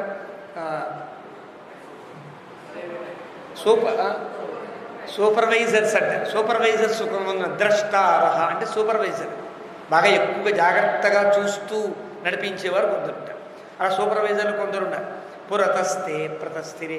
వీళ్ళంతా ముందు భరతుడు చెప్పాడనగానే పరిగెత్తారు. వీళ్ళంతా రోడ్ అంతా తయారు చేస్తున్నారు. సతు హర్షాంతముద్దేశం జనౌఘో విపుల ప్రయాణ్. అందరూ కూడా మొన్న అమరావతిలో ఒక్క రోజులోనే అద్భుతంగా కొన్ని వేల మంది కలిసి స్లాబ్ వేసినట్టుగా కొన్ని వేల మంది కలిసి ఆ ఒక్క రోజున్నరలో ఆ మార్గాన్ని తయారు చేసేసారు. స్వవాతే స్వవారం సతు హర్షాంతముద్దేశం జనౌఘో విపుల ప్రయాణ్ అశోభత మహావేగ సముద్ర ఇవ పర్వణి. వీళ్ళంతా ఎలా బయలుదేరారంటే ఒక పర్వకాలంలో ఒక పున్నమి నాడు సముద్రం ఎట్లా ఉప్పొంగుతుందో అలా ఉప్పొంగి బయలుదేరారు. అంటే ఎవరికి వాళ్ళు మళ్ళీ ఆజ్ఞాపన ఎంత ఇస్తారండి, ఈ రోడ్డు వేస్తే కాంట్రాక్ట్ ఎంత, దీనికి డబ్బులు ఎంత ఇస్తారు, మా కూలి ఏం లేవు, స్వచ్ఛందంగా బయలుదేరారంతా. వాళ్ళకి మళ్ళీ ఇంత ఈ వృక్షం కొడితే వృక్షానికి 10 రూపాయలు, రోడ్డు వేసిన వాడికి అడుక్కింత అనే లెక్కలేం లేవు. వీళ్ళంతా సముద్రం పొంగినట్టుగా పొంగి వీళ్ళంతా బయలుదేరారు. తే స్వవారం సమాస్థాయ వర్త్మ కర్మణి కోవిదా కరణై వివిధోపేతై పురస్తాత్ సంప్రతస్థిరే. వాళ్ళకి తగినటువంటి సామగ్రి అంతా పట్టుకుని, కొడవళ్ళు కొందరికి, గుణపాలు కొందరికి, పారలు కొందరికి, సూత్రాలు కొందరికి, ఇలాగా లంబాలు ఉంటాయి, లంబకోడాలు ఉంటాయి, అవి పట్టుకునే ఇవన్నీ పట్టుకుని బయలుదేరారు అంతా కూడా. లతావల్లీశ్చ గుల్మాశ్చ స్థాణూన స్మరయేవచ జనాస్తే చక్రరే మార్గం ఛిందంతో వివిధాన్ ద్రుమాన్. ఎక్కడెక్కడ వాళ్ళు వేసే రోడ్డుకి లతలు వచ్చినా అడ్డొచ్చినా లతలను జాగ్రత్తగా కట్ చేసేవాడు కొందరు, గుబుర్లు తీసేసేవాడు కొందరు, పెద్ద రాళ్ళు ఉంటే దొల్లించేవాడు కొందరు, చిన్న రాళ్ళు ఏరేసేవారు కొందరు. ఆ విధంగా స్థాణు అశ్మన ఏవచ. స్థాణు అన్న రాయే, అశ్మ అన్న రాయే. స్థాణు అంటే పెద్ద రాయి, అశ్మ అంటే చిన్న రాయి. అంటే పెద్ద రాళ్ళను దొర్లించేవారు, చిన్న రాళ్ళను ఏరి పారేసేవారు. వీళ్ళంతా బయలుదేరారు. మార్గాన్ని ఛిందంత వివిధాన్ ద్రుమాన్. అడ్డొచ్చినటువంటి ఏ చెట్టు లేకుండా మార్గాన్ని సుగమం చేస్తున్నారు. అవృక్షేషు దేశేషు. కొన్ని చోట్ల చెట్లు లేవనుకోండి, వీళ్ళు చెట్లు పట్టుకెళ్ళి చెట్టు అక్కడ నాటుతున్నారు. అంటే రాముడు వచ్చే మార్గానికి ఆ పక్క చెట్లు ఉండాలి. ఆ చెట్లు ఉండేటట్టుగా తయారు మార్గాన్ని ఎంత అందంగా ఇప్పుడు మనం చాలా మాస్టర్ ప్లాన్ వేసి ఆ దేశాన్నో ఈ దేశాన్నో ఆ అందాలు అరువు తెచ్చుకుని చేసేటువంటి స్థితి అప్పుడు లేదన్నమాట. మనకు ఉండేటువంటి స్థితిలో ఆ ప్రక్క ఈ పక్క రోడ్డుకి అందంగా ఉండేటట్టుగా చెట్లు వేస్తే ఆ చెట్ల వల్ల ఆ విశ్రాంతి, ఆ యొక్క నీడ బాటసారులకి ఆనందాన్ని కలిగించేటట్లుగా ఉండే అంశాన్ని వాళ్ళు గుర్తించి ఎక్కడెక్కడ చెట్లు లేవో అక్కడల్లా పాతేటట్లుగా అవి తీసుకుని వెళ్ళారు. అవృక్షేషు దేశేషు కేచితు వృక్షాన్ అరోపయన్, వృక్షాలు పాతారు. కేచితు కుఠారైష్టంకైశ్చ దాత్రై ఛిందన్ క్వచిత్. కొంతమంది కుఠారాలు గొడ్డళ్ళు పట్టుకుని మొత్తం చెట్టంతా కొట్టక్కల్లా కొన్ని కొమ్మలు కొడితే సరిపోతుంది. అలాగా కొమ్మలు కొట్టుకుంటూ ఆ దారికి ఇబ్బంది లేకుండా రాముడు రథంలో వస్తుంటే ఎక్కడ ఏం తగలడానికి వీల్లేదు కదా. మనం రాముడు రథం వెళుతుంటేనే కర్ర పట్టుకుని ఆ వాహనం ఆ తాడు ఎత్తి ఈ తాడు ఎత్తి ఆ వైరెత్తి అన్న అవస్థ పడుతుంది. లేక రాముడు నడిచే వీధి ఎలా ఉండాలి, ఎక్కడ ఏ ఆటంకం లేని రీతిలో తయారు చేసుకునేటువంటి స్థితి మనకి ఇంకా కలగల. వాడు రాముడు వస్తాడని ఆ మార్గంలో ఎలాంటి ఇబ్బంది లేకుండా చేసుకుంటున్నారు వాడు. అపరే వీరణస్తంభా బలినో బలవత్తరా విధమంతి స్వ దుర్గాని స్థలాని చతస్తత. అపరే వీరణస్తంభా, కొంతమంది ఏం చేస్తున్నారంటే ఈ మార్గంతో నిమిత్తం లేకుండా మార్గం మధ్యలో అందంగా ఉండాలని రాముడికి సంబంధించిన విజయ చిహ్నాలతో కూడిన స్తంభాలు పాతున్నారు. రాముడి యొక్క విజయ చిహ్నాలే కోవిదార ధ్వజం కదా. కోవిదార ధ్వజము స్థాపిస్తారు. మనం జెండా వందనం నాడు ఆగస్టు 15 వస్తే అన్ని చోట్ల జెండా ఎత్తి ఆనందిస్తామే. జెండా ఎత్తి ఆనందించుట అంటే దేశమును గౌరవించుటాని కదా. ఆ భావానికి అప్పుడు తగినట్లుగా ఆ వీరణ స్తంభాలు పాతున్నారు అక్కడక్కడ. ఆ రకంగా విధమంతి స్వ దుర్గాని, ఆ దుర్గమమైన మార్గం అంతా కూడా చాలా చదును చేసి మార్గాన్ని చేస్తున్నారు. అపరే అపూరయం కూపాన్ పాంసుభి స్వభ్రమాయతం. ఆయన రోడ్డు పక్కన పెద్ద పెద్ద గుంటలుంటే పరిగెత్తే పిల్లలు పడిపోవడానికి ఏదో మన వాడు తీసి వదిలేస్తే బోరుబావుల్లో పడిపోయేటువంటి స్థితి ఉండే గమనించి ఎక్కడెక్కడ గుంటలు ఉండడానికి వీల్లేదని అపరే, కొంతమంది గుంటలు లేకుండా వాటిని జాగ్రత్తగా ఆ గుంటలన్నీ పూరిస్తున్నారు. స్వభ్రమాయతం, ఎక్కడ ఎత్తుగా ఉంటే ఆ మట్టి తీసి గుంటల్లో పూసి జాగ్రత్తగా నిమ్నభాగాంతత కేచితు సమాంశక్రుస్సమంతత. ఈ రకంగా వాళ్ళు బబంధు బంధనీయాంశ క్షోద్యాం సంచుక్షుదు సదా బిభిదు భేదనీయాంశ తాంస్తాం దేశాన్నరాస్తత. ఎక్కడెక్కడ బంధనీయములు, ఎక్కడెక్కడ తాళ్లతో కట్టవలసినటువంటి కొన్ని ఉంటాయి. చెట్టు కొమ్మలు ఉన్నాయనుకోండి, ఈ పక్క రాకుండా బంధించినట్టుగా కొన్ని, అంటే మార్గమునకు అడ్డు లేకుండా ఉండేటట్లుగా బంధనీయములు కొన్ని ఉంటే వాటిని బంధించారు. క్షోద్య లేకుండా చేయవలసిన వాటిని లేకుండా చేశారు. ఆ రకంగా మార్గాన్ని వీళ్ళు సుగమం చేస్తున్నారు. అచిరేణ ఇవ కాలేన పరివాహాన్ బహూదకాన్ చక్రుహు బహువిధాకారాన్ సాగర ప్రతిమాన్ బహూన్. చాలా తక్కువ సమయంలోనే వాడు చెరువును కూడా తెప్పిస్తారు. అంటే చెరువు అంటే ఒక నీటి వసతి ఉండేటట్టుగా గుర్రాలు పెడుతున్నాయి. అప్పుడు గుర్రాకి నీళ్ళు తాగాలంటే చిన్న చిన్న గుంటలు కావాలి. ఆ గుంటలు దిగేటట్టుగా కావాలి. దిగితే నీళ్ళు అందాలి. అంటే నీళ్ళు అందేటట్టుగా వాడికి నీటి వసతిని కల్పించేటట్టుగా సాగర ప్రతిమాన్ సముద్రాల్లాగా ఉండేటట్లుగా ఉండే సరస్సులు తవ్వేశారు. అచిరేణైవ కాలేన బహూదకాన్ నిర్జలేషు చ దేశేషు ఖానయామాసురుత్తమాన్ ఉదపానాన్ బహువిధాన్ వేదికా పరిమండితాన్. ఎక్కడెక్కడ నీళ్లు దొరకవో అక్కడక్కడ నీళ్ళని ఉంచేటట్టుగా అక్కడ నీళ్ళని ఏర్పాటు చేసుకుని అక్కడ చిన్న చిన్న పందిళ్ళు వేసి, అంటే చలివేంద్రాలు వేసి అక్కడ మంచినీళ్ళు కావాలంటే వాళ్ళకి ఇచ్చేటట్టుగా కొంత వ్యవస్థను ఏర్పరిచారు. ఈనాడు మనం కొన్ని ప్రదేశాలకు వెళితే గిరి ప్రదక్షిణాలు ఉంటాయి. మా గోవర్ధనగిరి లాంటి ప్రాంతాలకు వెళితే కనుక గిరిరాజు అని పిలుస్తారే, అక్కడ ప్రదక్షిణం చేయడానికి మనం బయలుదేరితే ఎక్కడికక్కడ చిన్న చిన్న పందిళ్ళు, అక్కడ మనకు మంచినీళ్ళు మజ్జిగ స్వీట్లు ఇచ్చేవాళ్ళంతా ఉంటారు. నడిచి పాదచారులై ప్రదక్షిణం చేసే వాళ్ళకి ఆతిథ్యాలు ఇచ్చేవాళ్ళు కూడా ఉన్నారే. ఆ రకంగా ఆతిథ్యాన్ని ఇచ్చేటట్టుగా కొంత వ్యవస్థ ఏర్పరిచారు. సుధా కుట్టిమతల, మంచి చక్కటి సిమెంట్ వేసి దిమ్మిస కొట్టినట్లుగా ప్రపుష్పిత మహీరుహ, చక్కగా అందమైనటువంటి పుష్పాలన్నీ చిగిరించేటట్లుగా ఉండే వృక్షములన్నీ వేసి మత్తోద్ఘుష్ట ద్విజగణ పతాకాభిరళంకృత, ఏనుగులు ప్రయాణించినా కూడా ఏమాత్రం చెక్కు చెదరకుండా ఉండేటట్టుగా ఆ రోడ్డులు తయారు చేసి పతాకాభిరళంకృత, పతాకములతో తీర్చిదిద్దారు. చందనోదక సంసిక్త నానా కుసుమభూషిత బహ్వశోభత సేనాయా పంథా సురపథోపమ. ఎంత గొప్ప అద్భుతమైనటువంటి తెలివి గలవాడో చూడండి భరతుడు. రాముణ్ణి తీసుకురావడం ఖాయమనేటువంటి ఒక అభిప్రాయం సంకేతాన్ని ప్రజలకి చాలా అందంగా తెచ్చాడు. ఇలా వేసినందువల్ల రాముడు ఒక్కడు రాడు కదా రోడ్డు మీద, ఆ రోడ్డు ఎప్పటికీ ఉండేదే కదా. అంటే అందరికీ బహు ప్రయోజనవంతమైనటువంటి మార్గాన్ని రాముడి కోసం వేస్తున్నట్టుగా వేసి బహుళ ప్రయోజక సార్థకమైనటువంటి ఒక పనిని చేస్తున్నాడు భరతుడు. ఎంత గొప్పపడుతుడు. ఆ రకంగా ఆ మార్గమంతా చంద్రోదకాన్ని జల్లారు, కుసుమాలని జల్లినట్టుగా చేశారు. బహ్వశోభత సేనాయ, అద్భుతంగా అది ఒక దేవ మార్గంలా తయారు చేశారు. సురపథోపమ, దేవలోకానికి వెళ్ళేటప్పుడు మార్గం ఎంత బాగుంటుందో అంత మార్గం తయారు చేశారు. ఆజ్ఞప్య అథ యథా ఆజ్ఞప్తి యాజ్ఞప్తియుక్తా తే అధికృత నరా రమణీయేషు దేశేషు బహుస్వాదు ఫలేషు చ.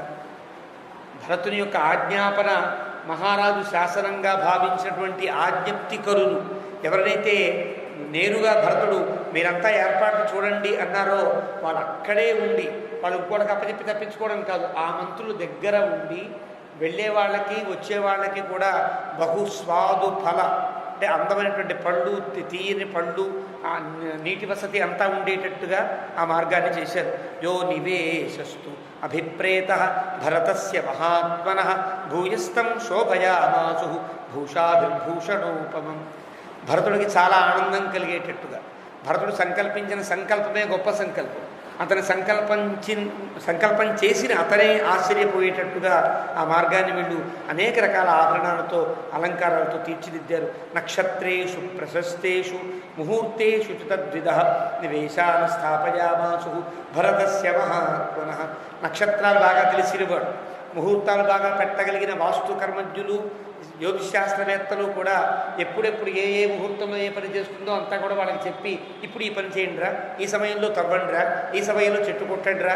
చెట్టు కొట్టాలంటే కూడా తప్పు కదా, జీవించి ఉన్న చెట్టును కొట్టాలంటే మళ్ళీ పూజ పురస్కారం నక్షత్రం దానికి ఏదో బలం అన్నీ ఉంటాయి, అవన్నీ చెప్పి చేయించేవాడు కూడా ఉన్న. ధర్మం తప్పకుండానే వీరంతా మార్గాన్ని అవలంబించారు. ఆ రకంగా భరతుని యొక్క మాట అద్భుతంగా ఆజ్ఞ నెరవేర్చబడింది. బహుపాంశు చయాశ్చాపి పరిఖా పరివారితా తత్రేంద్రకీల ప్రతిమా ప్రతోడీవన శోభితా. అది ఇంద్రకీల ప్రతిమా, అన్ని చోట్ల ఇంద్రధ్వజములు పాతిన ఆ సురమార్గము వలె దేవతాలోకంలో ఉండే పెద్ద రాజవీధి అలా ఎంత బాగుంటుందో అంత బాగా ఉండేటట్లుగా అనేక రకాల తోరణాలతో అనేక రకాల ఆభరణములతో అలంకారములతో ఆ మార్గాన్ని తీర్చిదిద్దారు. విసర్పద్భిః ప్రాసాదమాలా వితతా సౌధ ప్రాకార సంవృతా పతాకా శోభితా సర్వే సునిర్మిత మహాపథా. ఆ పక్క ఈ పక్క అందమైన గోడలు కట్టారు, గోడలకి సున్నాలు పూశారు, అందంగా అలంకరించారు. చూస్తే అది పెద్ద రాజమార్గంలా ఉండేటట్టుగా చేశారు. అంటే ప్రాసాద మాలా వితతా. ఆ ప్రక్క ఈ ప్రక్క ఈ అప్పటికే ఉండే అయోధ్యలో ఉండే బిల్డింగ్లన్నీ ఉంటాయి, మేడలన్నీ ఉంటాయి. మేడల మధ్యలోంచి వేసినందువల్ల ఆ పక్క ఈ పక్క అందమైన ప్రాసాదాలు, మధ్యలో ఈ రాజవీధి చాలా అద్భుతంగా ప్రకాశించింది. అలాంటి ఆ మార్గంలో విసర్పద్భిః ఇవాకాశే విటంకాగ్ర విమానకైః సముచ్ఛ్రితైః నివేశాస్తే బభుః శక్రపురోపమాః జాహ్నవీం సమాసాద్య వివిధద్రుమకాననాం శీతలామలపానీయాం మహామీన సమాకులాం. ఆ విధంగా ఆకాశంలో కనుక ఏ ఆటంకం లేకుండా ఒక నక్షత్ర పథం ఎలాగైతే ఉంటుందో ఆ నక్షత్ర పథంలా ఉండేటట్లుగా అందమైనటువంటి స్థితిలో ఆ పతాకాలన్నీ ఎగురుతూ ఉంటే బహు శక్రపురోపమాః అంటే దేవేంద్రుతో సమానముగా ఉండేటువంటి స్థితిలో అందరూ కూడా దేవేంద్ర సములై ప్రకాశిస్తున్నారు ఆ వీధుల వెంట. అంటే అంత అద్భుతంగా వీళ్ళు అలంకరించుకున్నారు, అద్భుతంగా మార్గాన్ని అలంకరించారు. జాహ్నవీంతు సమాసాద్య, అక్కడి నుంచి గంగానది తీరం దాకా ఈ మార్గాన్ని వాళ్ళు ఏర్పాటు చేశారు. వివిధ ద్రుమకాననా, చాలా చెట్లతో అరణ్యాలతో నిండి ఉండేటువంటి ఆ గంగా సమీపం దాకా ఈ మార్గాన్ని చేసి శీతలామలపానీయ మహామీన సమాకుల. జాహ్నవి చక్కటి చల్లటి నిర్మలమైన నీరిచ్చేటువంటి ఆ గంగా సమీపం దాకా ఈ మార్గం ఏర్పడింది. అది ఎలా ఉంది ఆ మార్గం అంటేట సచంద్ర తారాగణ మండితం యథ, మంచి చక్కటి చంద్రబింబము నక్షత్రములు ఉంటే ఎలా బాగుంటుందో ఆకాశం అలాగా వీళ్ళు అలంకరించిన అలంకారములన్నీ కూడా మరో ఆకాశమా అన్నట్లుగా ఉంది. నభ క్షపాయ అమలం విరాజతే, రాత్రిపూట ఉండే ఆకాశంలాగా శారదరాత్రి లాగా ప్రకాశిస్తుంది.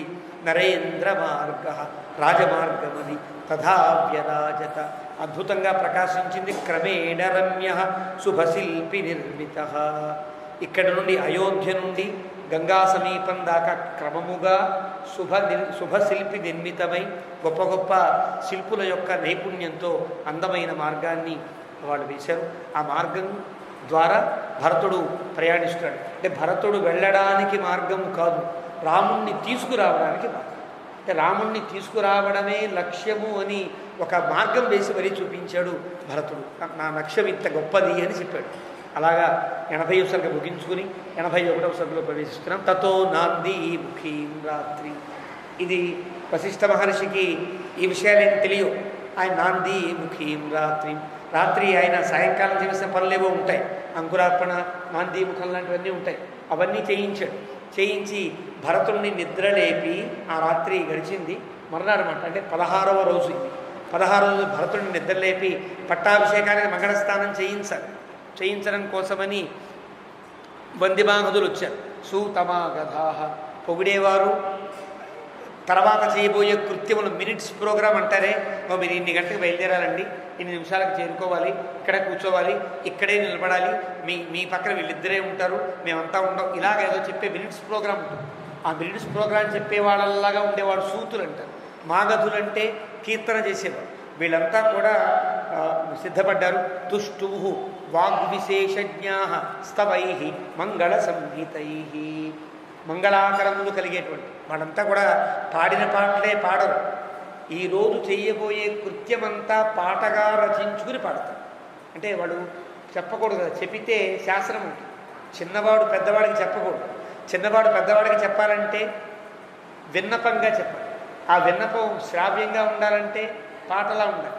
కాబట్టి వీళ్ళు ఏం చేస్తారంటే భరతుడు చేయబోయే పనులన్నింటినీ కూడా అందమైనటువంటి గీతాన్ని కట్టి చక్కటి స్వరాన్ని సమకూర్చుకుని పాడతారు. ఆ పాట ద్వారా తన యొక్క కర్తవ్యం తెలుస్తుంది భరతుడికి.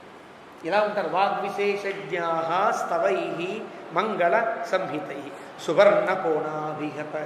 కోణం అంటే దండము అని అర్థం. అంటే వీణావాద్యానికి ఎలాగైతే గోటితో బీటి మనం వీణావాద్యాన్ని చేస్తామో, కొన్నింటిని చిన్న చిన్న కర్రలతో కొడితే ఆ సౌండ్ వస్తాయి. మనకి డ్రమ్స్ కొట్టేవాడు ఒక చిన్న చిన్న కర్రలు పట్టుకుంటారు చూసారా, అలా కోణాభిగత అలా కొట్టేవాడు కొందరు. ప్రాణదద్యామదుందుభి సువర్ణ కోణాభిహత ప్రాణదద్యాం అదుందుభి దద్భువు శంఖాంశ్చ శతశః నాదాంశ్చ ఉచ్చారితస్వరాన్. శంఖములు మోయించేవి. అంటే వాద్యములు ఎలా ఉంటాయి అంటే చర్మవాద్యములు కొన్ని, తీగల మీద వాయించే వాద్యములు కొన్ని, తర్వాత కంచుతో లోహముల యొక్క స్వరము వల్ల ఏర్పడేటువంటి శబ్దములు కలిగేటువంటి మంగళ ద్రవ్యములు, మంగళ తూర్యములు కొన్ని ఉంటాయి. ఇవన్నీ కూడా దద్భుః శంఖాంశ, శంఖములతో ఉండే నాదములన్నీ కూడా చేశారు. సతూర్య ఘోష సుమహాన్, అద్భుతంగా ఘోష ఏర్పడింది. దివమాపూరయన్నివ, ఇదంతా మంగళకరమైనటువంటి స్తవములతో, మంగళకరమైనటువంటి ధ్వనులతో ఆకాశమంతా నిండేటట్లుగా వీళ్ళు గానం చేస్తున్నారు. గానం చేస్తుంటే లోపల పడుకున్నాడు భరతుడు. భరతం శోక సంతప్తం భూయ శోకై అరంధ్రయతు. లోపల పడుకున్నాడేమో అనుకుంటున్నారంతా. బాధపడుతూ ఉన్నాడు లోపల. రాత్రిత రాముడు వస్తాడో రాడో తెలియదు. రాముణ్ణి గనక రప్పించకపోతే తానేం చేయాలో తెలియదు. రాజు లేకుండా రాజ్యం ఉండకూడదు. రాముడు రాకపోతే నా స్థితి ఏమిటి అంతా ఆలోచించుకుంటూ చింతామగ్నుడై భరతుడు ఉన్న సమయంలో వీళ్ళంతా కీర్తన చేస్తుంటే ఒళ్ళు మండిపోయింది. చాలా కోపం వచ్చింది, ఇంకా ఏడుపు వచ్చింది. ఇంకా వీళ్ళని వదలట్లేదురా బాబు అనుకున్నాడు. అనుకుని బయటకు వచ్చి అంటాడైనా తత ప్రబుద్ధ భరత తంఘోషం సన్నివర్త్య చ నాహం రాజా ఇతి చ అప్యుక్త్వ శత్రుఘ్నమిదమబ్రవీత్. ఒక్కసారి కోపంగా వచ్చి నేను రాజును కాదురా మొర్రో ఆపేండ్రా మీరు అన్నాడు. వాయిస్తూ ఉంటే ఆనందంగా వినొచ్చు కదా. అంటే మానసికంగా కూడా ఏమాత్రం ఇష్టం లేదు. తను పొగిడించుకోవడం ఇష్టం లేదు. కాబట్టి నాహం రాజా సన్నివర్త్య, బయటకు వస్తూనే చేతులు ఆపండి అన్నట్టుగా చేయి చూపించాడు. వాళ్ళంతా ఆగిపోయారు. నాహం రాజా, నేను రాజును కాదు కదా, వీళ్ళెందుకు మీ మంగళవాద్యాలనే చేస్తున్నారు అని కొంచెం తీవ్రంగా మాట్లాడు. అంటే ఎలాంటి స్థితిలో ఉన్నాడు చూడండి. శత్రుఘ్న విధవం, వెంటనే శత్రుఘ్నుడికి వేసి తిరిగాడు. పక్కనే ఉంటాడు కదా ఆయనతో అంటాడు, పశ్య శత్రుఘ్న, చూడు శత్రుఘ్న, కైకేయ్య లోకస్య అపకృతం మహతు, మా కైకేయి ఎంత పాడు పని చేసింది. మళ్ళీ ఆవిడ తిట్టాడు. ఆవిడ వల్ల కదా ఎంత వచ్చింది, కైకేయి చేసినటువంటి ఆ పిచ్చి పని వల్ల కదా మళ్ళీ నేను రాజుని వీళ్ళు పొగుడుతున్నారు. ఇంకా ఇలాంటి మాటలు నేను వినవలసి వస్తోంది కదా, కాబట్టి ఎంత పాడు పని చేసింది ఆవిడ. విసృజ్యమయి దుఃఖాన్ని, నాకు అన్ని దుఃఖాలు నాలో పడేసి మా నాన్నగారేమో హాయిగా ఎంత చక్కగా వెళ్ళిపోయారు, నాకు అన్ని దుఃఖాలు ఇచ్చారు, ఆయన వెళ్ళిపోయారు. కాబట్టి తస్యైష ధర్మరాజస్య ధర్మమూల మహాత్మన పరిభ్రమతి రాజ్యశ్రీ నౌహు ఇవ అకర్ణికాజలే. ధర్మరాజు మా నాన్నగారు ధర్మంగా పరిపాలించినవాడు. నా రాజ్యమా ధర్మమూల, ధర్మమే ప్రధానముగా కలిగింది. ధర్మంతో పాలించినవాడు మా నాన్నగారు, ధర్మమే పునాదిగా కలిగింది నా రాజ్యం. అలాంటి ఈ రాజ్యంలో అధర్మంగా నేను రాజు ఎలా అవుతాను? అవ్వడానికి వీల్లేదు కదా. కాబట్టి పరిభ్రమతి రాజ్యశ్రీ, ఇప్పుడు రాముడు కనుక రాకపోతే ఒక పెద్ద సముద్రంలో పెద్ద జల సమృద్ధంగా ఉండే నదిలో కనుక కర్ణధారి అంటే ఒక తెరచాపలేని పడవ అటు ఇటు కొట్టుకుంటూ ఎంత భయంకరంగా ప్రమాదానికి గురి అవుతుందో, నా రాజ్యం కూడా అంత ప్రమాదానికి గురయ్యే ప్రమాదం ఏర్పడింది. యోగిన సుమహాన్నాథ సోపి ప్రభ్రాజతోపనం అనయా ధర్మముత్సృజ్య మాత్రామే రాఘవ స్వయం. ఇప్పుడు మనల్ని రక్షించేవాడు, ఈ రాజ్యాన్ని పరిపాలించవలసిన వాడు రాముడు అయితే ఆ రాముడిని కూడా నిష్కరుణతో మా అమ్మ అడవికి పంపించేసింది. కాబట్టి ఇత్యేవం భరత ప్రేక్ష్య, ఇలాగా భరతుడు ప్రేక్ష్య అంటే చూచి అని అర్థం. ఇవన్నీ చెప్పాడా అంటే చెప్పల. శత్రుఘ్న విసృజ్యమయి దుఃఖాని అని చెప్పినట్లుగా అనిపిస్తున్నాయి. ఇక్కడ ప్రేక్ష్య అన్నాడు అంటే భరతుని యొక్క కళ్ళల్లోనే ఈ మాటలన్నీ శత్రువుడికి అర్థమవుతున్నట్టుగా. ఇదే మనకు ఈ రాజ్యము, ఈ కీర్తనము అంతా నా కోసం. మా అన్నయ్య అడవికి వెళ్ళడానికి మా అమ్మే కారణం అని అమ్మను తిట్టవలసినటువంటి స్థితి అందరిలో కాకుండా శత్రుఘ్నుడికి భరతుడికి మాత్రమే కుదిరేటట్టుగా, వాళ్ళకి మాత్రమే తెలిసేటట్టుగా ఈ సంభాషణ అంతా సాగింది. ఇత్యేవం అని భరతం ప్రేక్ష్య విలపంతం విచేతనం కృపణం రుదుస్సర్వాహ సస్వరం యోషితస్థలం. అక్కడ ఇలా మాట్లాడేటువంటి భరతుడు, ఇలాంటి స్థితిలో ఉండే భరతుణ్ణి అక్కడ ఉండే జనమంతా చూచారు. చాలా కరుణగా అంతా రోధించడం ప్రారంభించాడు. ఎంత మంచివాడు, ఎంత గొప్పవాడు ఈయన అంటూ వీళ్ళంతా బాధపడుతున్నారు. తస్తథా తస్మిన్ విలపతి వశిష్ఠో రాజధర్మవితు. మళ్ళీ అంతఃపురంలో చిన్న గోల ప్రారంభమైంది. మళ్ళీ వీళ్ళంతా బాధపడుతున్నారు. అయ్యో భరతుడు ఎంత గొప్పవాడు, రాజ్యం కాడ దగ్గరికి వచ్చినా అక్కర్లేదు అనేటువంటి ఇంత గొప్పవాడు, రాజ్యం మా తమ్ముడికే ఇచ్చేయండి అని రాముడు వెళ్ళిపోయాడు, ధర్మం కోసం దశరథుడు వెళ్ళిపోయాడు, ఎంత గొప్ప రాజ్యంలో మనం ఉన్నాం. కానీ ఇలాంటి దుస్థితి రాజ్యానికి ఏర్పడింది కదా అని వీళ్ళు బాధపడుతూ ఉంటే ఈ స్థితిలో వశిష్ఠుల వారు ప్రవేశించారు. వారికి ఏం తెలియవు. వారు భరతుడిని సిద్ధం చేయండిరా అని చెప్పి వెళ్ళినవాడే. ఆయన వచ్చాడు. అంతఃపురంలో వచ్చేటప్పటికీ వశిష్ఠో రాజధర్మవితు, రాజధర్మాన్ని బాగా తెలిసినవాడు. వచ్చేటప్పటికి సభామిక్ష్వాకునాథస్య ప్రవివేశ మహాయేష. భరతుడు అంతఃపురం దగ్గర దొరుకుతోంది.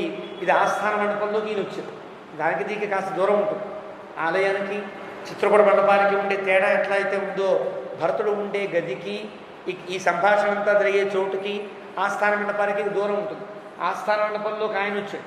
ఆయన వచ్చి శాతకుంభమయీం రమ్యాం మణిరత్న సమాకుల సుధర్మామివ ధర్మాత్మ సగడ ప్రత్యపద్యత.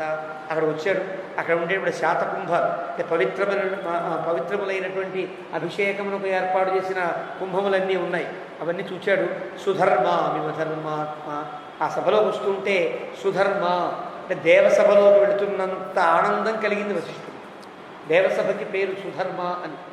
దేవతలు ఉండే సభ శాత్సుధర్మ దేవసభ అని అమరకోశం చెప్తారు. సుధర్మ అంటే దేవలోకంలో ఉండే ఆస్థాన మండపం ఎంత బాగుంటుందో అంత గొప్పగా ఆస్థాన మండపాన్ని అలంకరించారు. భరతుడిని అక్కడ కూర్చోబెట్టి పటాభిషేకం చెయ్యాలి, ఈయన సంకల్పం అది. ఆ రకంగా అక్కడికి వచ్చాడు. తనకంటూ పీఠం ఉంటుంది. ప్రధానంగా బ్రహ్మ ఈయన. అంటే ఇప్పుడు పట్టాభిషేకానికి ఎవరు ప్రధానమైన వ్యక్తి అంటే వశిష్ఠ మహర్షి, తర్వాత రాజు. పట్టాభిషేకం అయ్యాక రాజు. పట్టాభిషేకం అయ్యేంత వరకు వశిష్ఠుడి మాట వినాలి రాజు. అక్కడ ఉండే బ్రహ్మత్వం వహించేవాడు ఇలా నిలబడు, ఇలా వంగో, ఇలా కూర్చో, నువ్వు కూర్చో, నేనే కిరీటం పెడతా, పెట్టాక నమస్కరించు, ఇవన్నీ ఉంటాయి కదా. ఇవి చెప్పేవాడు ఆయన. కాబట్టి ఆయనకు సింహాసనం ప్రత్యేకంగా ఉంటుంది. అలాంటి సింహాసనంలో ఆయన సకాంచనమయం పీఠం, బ్రహ్మకు వేసేటువంటి బంగారు సింహాసనంలో ఆయన కూర్చున్నాడు. సుఖాస్తరణ సంవృతం, మంచి ఆస్తరణ మీద కూర్చున్నాడు ఆయన.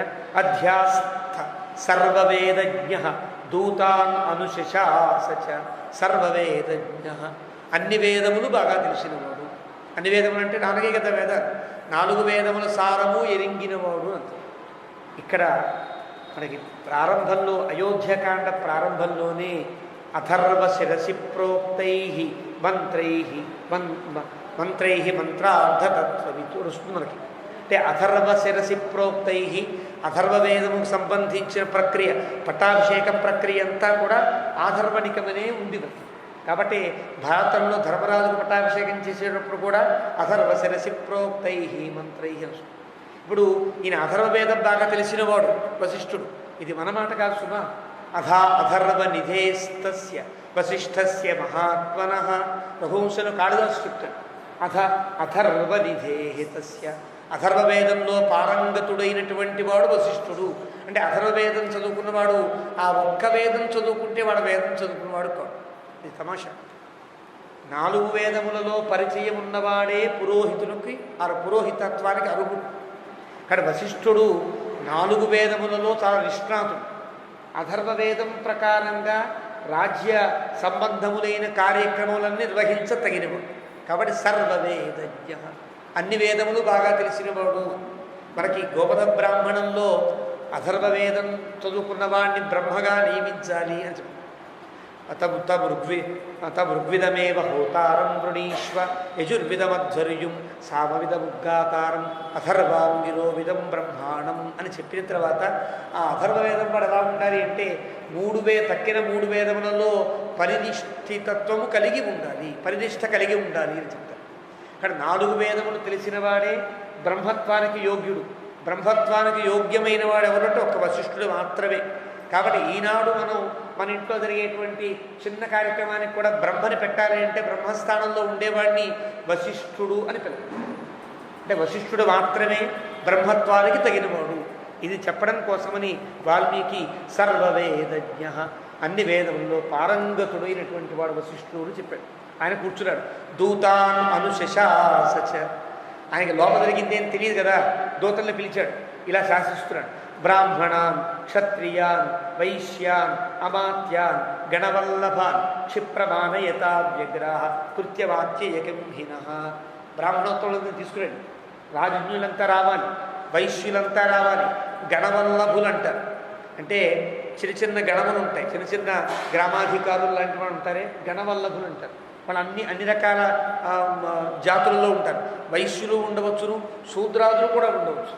కాబట్టి 4 జాతుల వాళ్ళని పిలిపించండి అని చెప్పాడు. వైశ్యాన్ బ్రాహ్మణాన్ క్షత్రియాన్ వైశ్యాన్ అమాత్యాన్ గణవల్లభాన్. గ్రామాధికారులు గణపతులుగా ఉండేవాళ్ళు ఉంటారు. వాళ్ళందరినీ అంటే ఒక్కొక్క గణం ఉంటుంది. ఏదో రక్షణకు సంబంధించిన గణం ఒకటి, పరిపాలనకు సంబంధించిన గణం ఒకటి, ఏదో అందరికీ వస్తువులు అందించడానికి ఒక గణం ఒకటి, ఇలా రకరకాల గణాలు ఉంటాయి. ఆ గణములన్నిటికీ అధిపతులుగా ఉండే వారందరినీ రప్పించారు. అంటే అందరి సమక్షంలో కదా పట్టాభిషేకం జరగాలి. అందరినీ తీసుకురండి. కృత్యమార్చయికం, చాలా స్పీడ్గా రావాలి సుమా, ఎక్కడ వెళ్ళాలంటే వీళ్ళు అంతా వచ్చి ఇక్కడ ఉండాలి. క్షిప్రం ఆత్యయికం హినః, తొందరగా చేయవలసిన పని ఇప్పుడు ఉన్నది అని పిలిచి పంపించాడు. వాడితో పాటుగా సరాజపుత్రం శత్రుఘ్నం, రాజపుత్రులతో కూడిన శత్రుఘ్నుని కూడా, అంటే భరతుణ్ణి శత్రుఘ్నుణ్ణి యశస్వినం యుధాజితం సుమంత్రంచ ఏ చ తత్ర హితా జనాః. అప్పటికే పావురాల వార్త విని యుధా చెప్తూ వచ్చాడు. భరతుడు ఎప్పుడైతే హడావిడిగా దూతల వల్ల వచ్చాడో ఆ తర్వాత వాళ్ళ మేనమామ గారు వాళ్ళ వెనకాల బయలుదేరారు. ఏదో జరిగి ఉంటుంది కదా అని ఇక్కడి నుంచి ఇక్కడికి రాగానే దశరథుని యొక్క మరణ వార్త విన్న తర్వాత పావురాల ద్వారా సమాచారాన్ని పంపించే అవకాశం ఉంటుంది. మళ్ళీ మనుషులు పంపించరు. భరతుడిని తీసుకురావడం కోసమే మనుషులు పంపించరు. వెళ్ళిన వాడు 5.5 రోజులు ప్రయాణం చేస్తే తప్ప ఆ గిరివ్రజానికి వెళ్ళదా, కేకయ్య రాజ్యానికి వెళ్ళదా. మళ్ళీ అక్కడి నుంచి వారం రోజులు ప్రయాణిస్తే తప్ప వీడు రాలా కదా. కాబట్టి మళ్ళీ వెళ్ళి పిలవాలంటే 15 రోజులు పడుతుంది. ఈ 15 నాటికల్లా యుధాజిత్తుగా వచ్చేసారంటే అర్థమేమి? కబురు వెళ్ళింది. సెల్ ఫోన్లు ఏం లేవు కదా, ట్రంక్ కాల్స్ ఏం లేవు. ఎలా వెళ్ళే వార్తలు అంటే వార్తాహరులు వెళ్ళేటువంటి అవకాశం కూడా లేదు. పావురములను పంపిస్తారు. అప్పట్లో పక్షుల ద్వారా పంపించే విధానం ఉన్నది. కాబట్టి పావురముల ద్వారా వార్త విన్న యుధాజిత్తు వెంటనే బయలుదేరి వచ్చారు. దశాహంకల్లా అందుకున్నాడే, ఆయన కూడా ఉన్నాడు. కాబట్టి వశిష్ఠుడు యుధాజిత్తు గారు కూడా తీసుకురండి అని పంపించాడు. అంటే భరతుడికి సంబంధించిన యుధాజిత్తు ఎందుకు అంటే, భరతుడికి పట్టాభిషేకం జరగాలని దశరథుడు ఎవరికి వాగ్దానం చేశాడు? కేకయ్యపతికి, అశ్వపతికి. కాబట్టి అశ్వపతి తరపున ఎవరున్నారు ఇప్పుడు? కేకయ్యరాజు యుధాజిత్తున్నాడు. కానీ యుధాజిత్తు సమక్షంలో వాగ్దానం నెరవేరుతోంది అని తెలియడం కోసమని ప్రత్యేకంగా యుధాజిత్తుని కూడా తీసుకురండి అని పంపించాడు వశిష్ఠుడు. అంటే రాజనీతిలో ఎక్కడ తప్పడానికి లేదు, ప్రోటోకాల్ పాటించాల్సిందే కదా. కాబట్టి భరతుడిని, శత్రుఘ్నుణ్ణి, యుధాజిత్తుని వీరందరినీ తీసుకురండి. సుమంత్రంచ, సుమంత్రుడిని కూడా. తత్రహితా జనా, ఇంకా ఎవరెవరైతే భరతుడికి హితులైన వారు ఉంటారో వారందరినీ కూడా తీసుకురండి అని పంపించారు. తతో హలహలా శబ్ద సుమహాన్ సమపద్యత. ఇంకా వాళ్ళంతా వస్తూ ఉంటే ఎలా ఉంటుంది? అంత మంచి కోలాహలంగా వీధులన్నీ కూడా వాళ్ళంతా బయలుదేరి వస్తుంటే ఒక్కొక్కరికి ఒక్కొక్క రథం, ఒక్కొక్కరికి ఒక్క కారు ఉన్నట్లుగానే ఒక్కొక్కరికి ఒక ప్రత్యేక రథాలు ఉంటాయి. ఆ రథాల్లో వాళ్ళంతా వస్తుంటే మంచి గొప్ప కోలాహలంగా ఉన్నది. అలాంటి స్థితిలో రథై అశ్వై గజైశ్చాపి జనానాముపగచ్చత. రథాల మీద వచ్చేవారు కొందరు, గుర్రాల మీద వచ్చేవారు కొందరు, ఏదో ఏనుగుల మీద వచ్చేవారు కొందరు, నడిచి వచ్చేవారు కొందరు. అలాగే రోడ్లన్నీ కూడా చాలా కోలాహలంగా ఉన్నాయి. తతో భరతమాయాంతం శతక్రతుమివామరాహ. భరతుడు వస్తున్నాడు. భరతుడు వస్తుంటే ఒక దేవేంద్రుడు కదలి వచ్చినట్లుగా అక్కడ వెనకాల ఉండే వాళ్ళంతా దేవతల్లాగా అద్భుతంగా ప్రకాశిస్తున్నారు. ఇది దేవసభ కాబట్టి ఈ దేవసభకి దేవేంద్రుడు ఎవరు అంటే భరతుడు. అంటే పట్టాభిషిక్తుడు కాబోయేవాడు భరతుడు అని చెప్పడానికి వాల్మీకి శతక్రతు, ఇంకా కాబోయే దేవేంద్రుడు ఆయనే అని ఒక ఉపమానం ద్వారా చెప్పాడు. ప్రత్యనందన్ ప్రకృతయ. అక్కడ ఉండేటువంటి వచ్చిన వారందరూ చాలా ఆనందంగా భరతుడిని ప్రశంసిస్తున్నారు. యథా దశరథం తథ. దశరథుడు ఆ సభలోకి వస్తుంటే ఏ రకమైనటువంటి ప్రోటోకాల్, ఏ రకమైన రాచమర్యాదను పాటిస్తారో ఆ మర్యాదను పాటిస్తూ భరతుడిని వాళ్ళు స్వాగతిస్తున్నారు. ఇలాంటి సభలోకి ఆయన వచ్చాడు. హ్రద ఇవ తిమినాగ సంవృత స్థిమిత జలో మణిశంఖ శర్కర దశరథసుత శోభితా సభ స దశరథేవ బభౌ యథామురా. గొప్ప ఉపమానాన్ని ఇస్తాడు వాల్మీకి. గొప్ప అద్భుతమైన సరస్సులా ఉన్నది ఆ సభ అంతా అంటే. గొప్ప సరస్సులో, ఆ సరస్సులో ఏముంటాయి? తిమి నాగ సంవృత. సరస్సులో తిమి అని చేపల జాతికి చెందిన ఉత్తమమైనటువంటి, దాన్ని తిమింగలం అని అంటారు. తిమింగలం అని ఉన్నాయి కదా. తిమి అంటే ఒక చేప జాతికి చెంది, అంటే అది ఉత్తమమైన చేప. అలాగా భరతుడు ఉన్నాడు. నాగ ఇంకో రకమైనటువంటి సరీసృపంలాగా శత్రుఘ్నుడు ఉన్నాడు. వీళ్ళిద్దరూ కూడా తిమినాగ.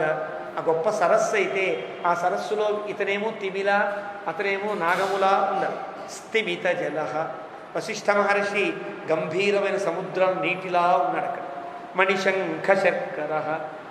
మణులు, శంఖములు, శర్కర ఇసక, ఇవంతా మణులు అంటే అమాత్యులు, శంఖములు అంటే బందిమాగధులు, శర్కర అంటే ప్రజలు.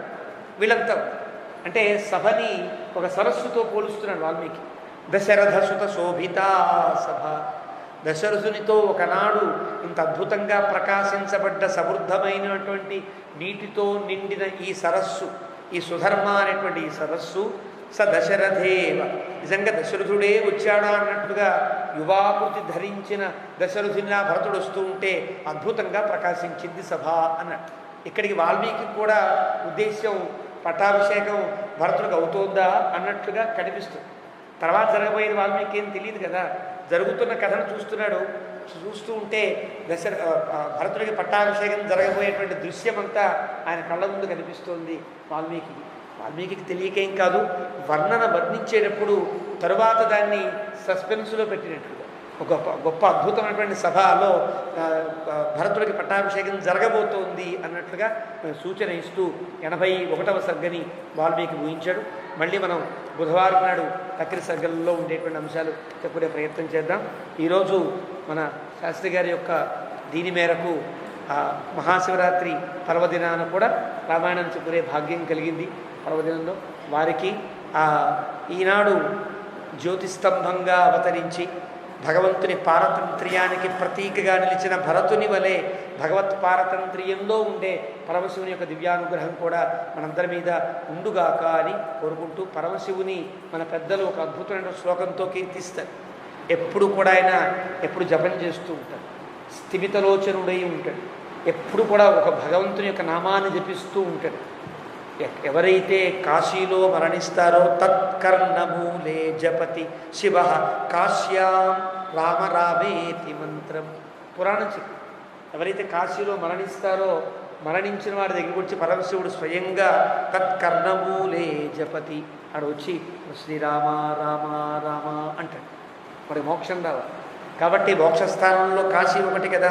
అయోధ్య, మధుర, మాయా, కాశీ, కాంచీ, హి అవంతిక, పురి, ద్వారవతి చైవ సప్తైతే మోక్షదాయక అని ఈ 7 కూడా మోక్ష పట్టణాలు. ఇందులో ఒక్కొక్క మోక్ష పట్టణానికి ఒక్కొక్క ప్రత్యేకత. కాశీలో పరమశివుడే స్వయంగా రామమంత్రాన్ని ఇచ్చి మోక్షానికి పంపిస్తాడు. అలాగా హస్తే క్షమాల ఎప్పుడు చేతిలో అందమైనటువంటి తులసిమాలో రుద్రాక్షమాలో తిప్పుతూ ఉంటాడు, జపం చేస్తూ ఉంటాడు. హృదిరామతత్వం చెయ్యేమో కాయికంగా జపం చేస్తుంది. చెయ్యిలా తిరగడం అంటే కాయిక సేవ అని అంటారు. హృదిరామతత్వం హృది మనస్సులో ఎప్పుడు రాముని యొక్క రూపం కనిపిస్తూ ఉంటుంది. రాముడంటే దశరథుని కుమారుడై త్రేతాయుగంలో అవతరించిన రాముడిని మాత్రమే అర్థం కాదు. రమతీతి రమయా మోదతే నిత్యం సరామ ఇతి కథ్యతే హారిత స్మృతి. కాబట్టి రమాదేవితో ఎల్లప్పుడూ ప్రకాశించే భగవంతుడిని తెలుస్తుంటాడు. హృదిరామతత్వం మనస్సు అంటే కాయికంగా చెయ్యేమో జపం చేస్తూ ఉంటుంది, మనస్సేమో ఆ భగవంతుని రూపాన్ని తెలుస్తూ ఉంటుంది. కాయికంగా మానసికంగా వాచికంగా జిహ్వాగ్రభాగే వరరామ మంత్రం, నోరు ఎప్పుడు కూడా శ్రీరామ రామ రామ అంటుంది. అంటే త్రికరణ శుద్ధిగా రామనామాన్ని నిత్యము జపించే రామభక్తులందరిలో అగ్రగణ్యుడు పరమశివుడు అని పరమ భాగవతం స్మరామి. జిహ్వాగ్రభాగే వరరామ మంత్రం యన్మస్తకే కేశవ పాదతీర్థం. ఎప్పుడు తన శిరస్సు మీద భగవత్ పాదారవిందముల యందు ఆవిర్భవించిన గంగను ధరించి ఉంటాడంటే ఎంత మహాభక్తుడో అని మన పెద్దలు పొందుతారు. పరమశివుని పరాత్పరునిగా కీర్తించేవారు శైవులు, పరమశివుని భగవంతునితో సమానంగా తలిచేవారు స్మార్తులు, పరమశివుడు ఆ భగవంతునికి ప్రధానమైన సేవకుడిగా భావించేవారు వైష్ణవులు. కాబట్టి అలాంటి పర్వ దినాన ఆ పరమేశ్వరుని యొక్క రామనామ భక్తుల్లో అగ్రగణ్యుడైన పరమశివుని యొక్క ధ్యానాన్ని చేస్తూ పరమశివుడు మనందరికీ శ్రీరామ భక్తిని, అమలమైనటువంటి శ్రీరామ భక్తిని మనందరికీ అనుగ్రహించుగాక అని కోరుకుంటూ ఈనాడు మనం ముగిద్దాం. మళ్ళీ బుధవారం నాడు ప్రవచనాన్ని కొనసాగిద్దాం. ఏవమే తత్పురావృత్తం ఆఖ్యానం భద్రవస్తువ ప్రవ్యాశ్రద్ధం బలం విష్ణో ప్రవర్ధతాం లాభస్తేషాం జయస్తేషాం కుతస్తేషాం పరాభవః ఏషాం దీవరస్యామో హృదయస్థో జనార్దనః కాలే వర్షతు పర్జన్యః పృథివీ సస్యశాలినీ దేశోऽयं క్షోభరహితः బ్రాహ్మణాः సంతు నిర్భయాः కావేరీ వర్ధతాం కాలే కాలే వర్షతు వాసవः శ్రీరంగనాథో జయతు శ్రీరంగశ్రీశ్చ వర్ధతాం స్వస్తి ప్రజాభ్యః పరిపాలయంతాం న్యాయేన మార్గేణ మహీం మహిషాः గోబ్రాహ్మణేభ్యः శుభమస్తు నిత్యం లోకాः సమస్తాः సుఖినో భవంతు.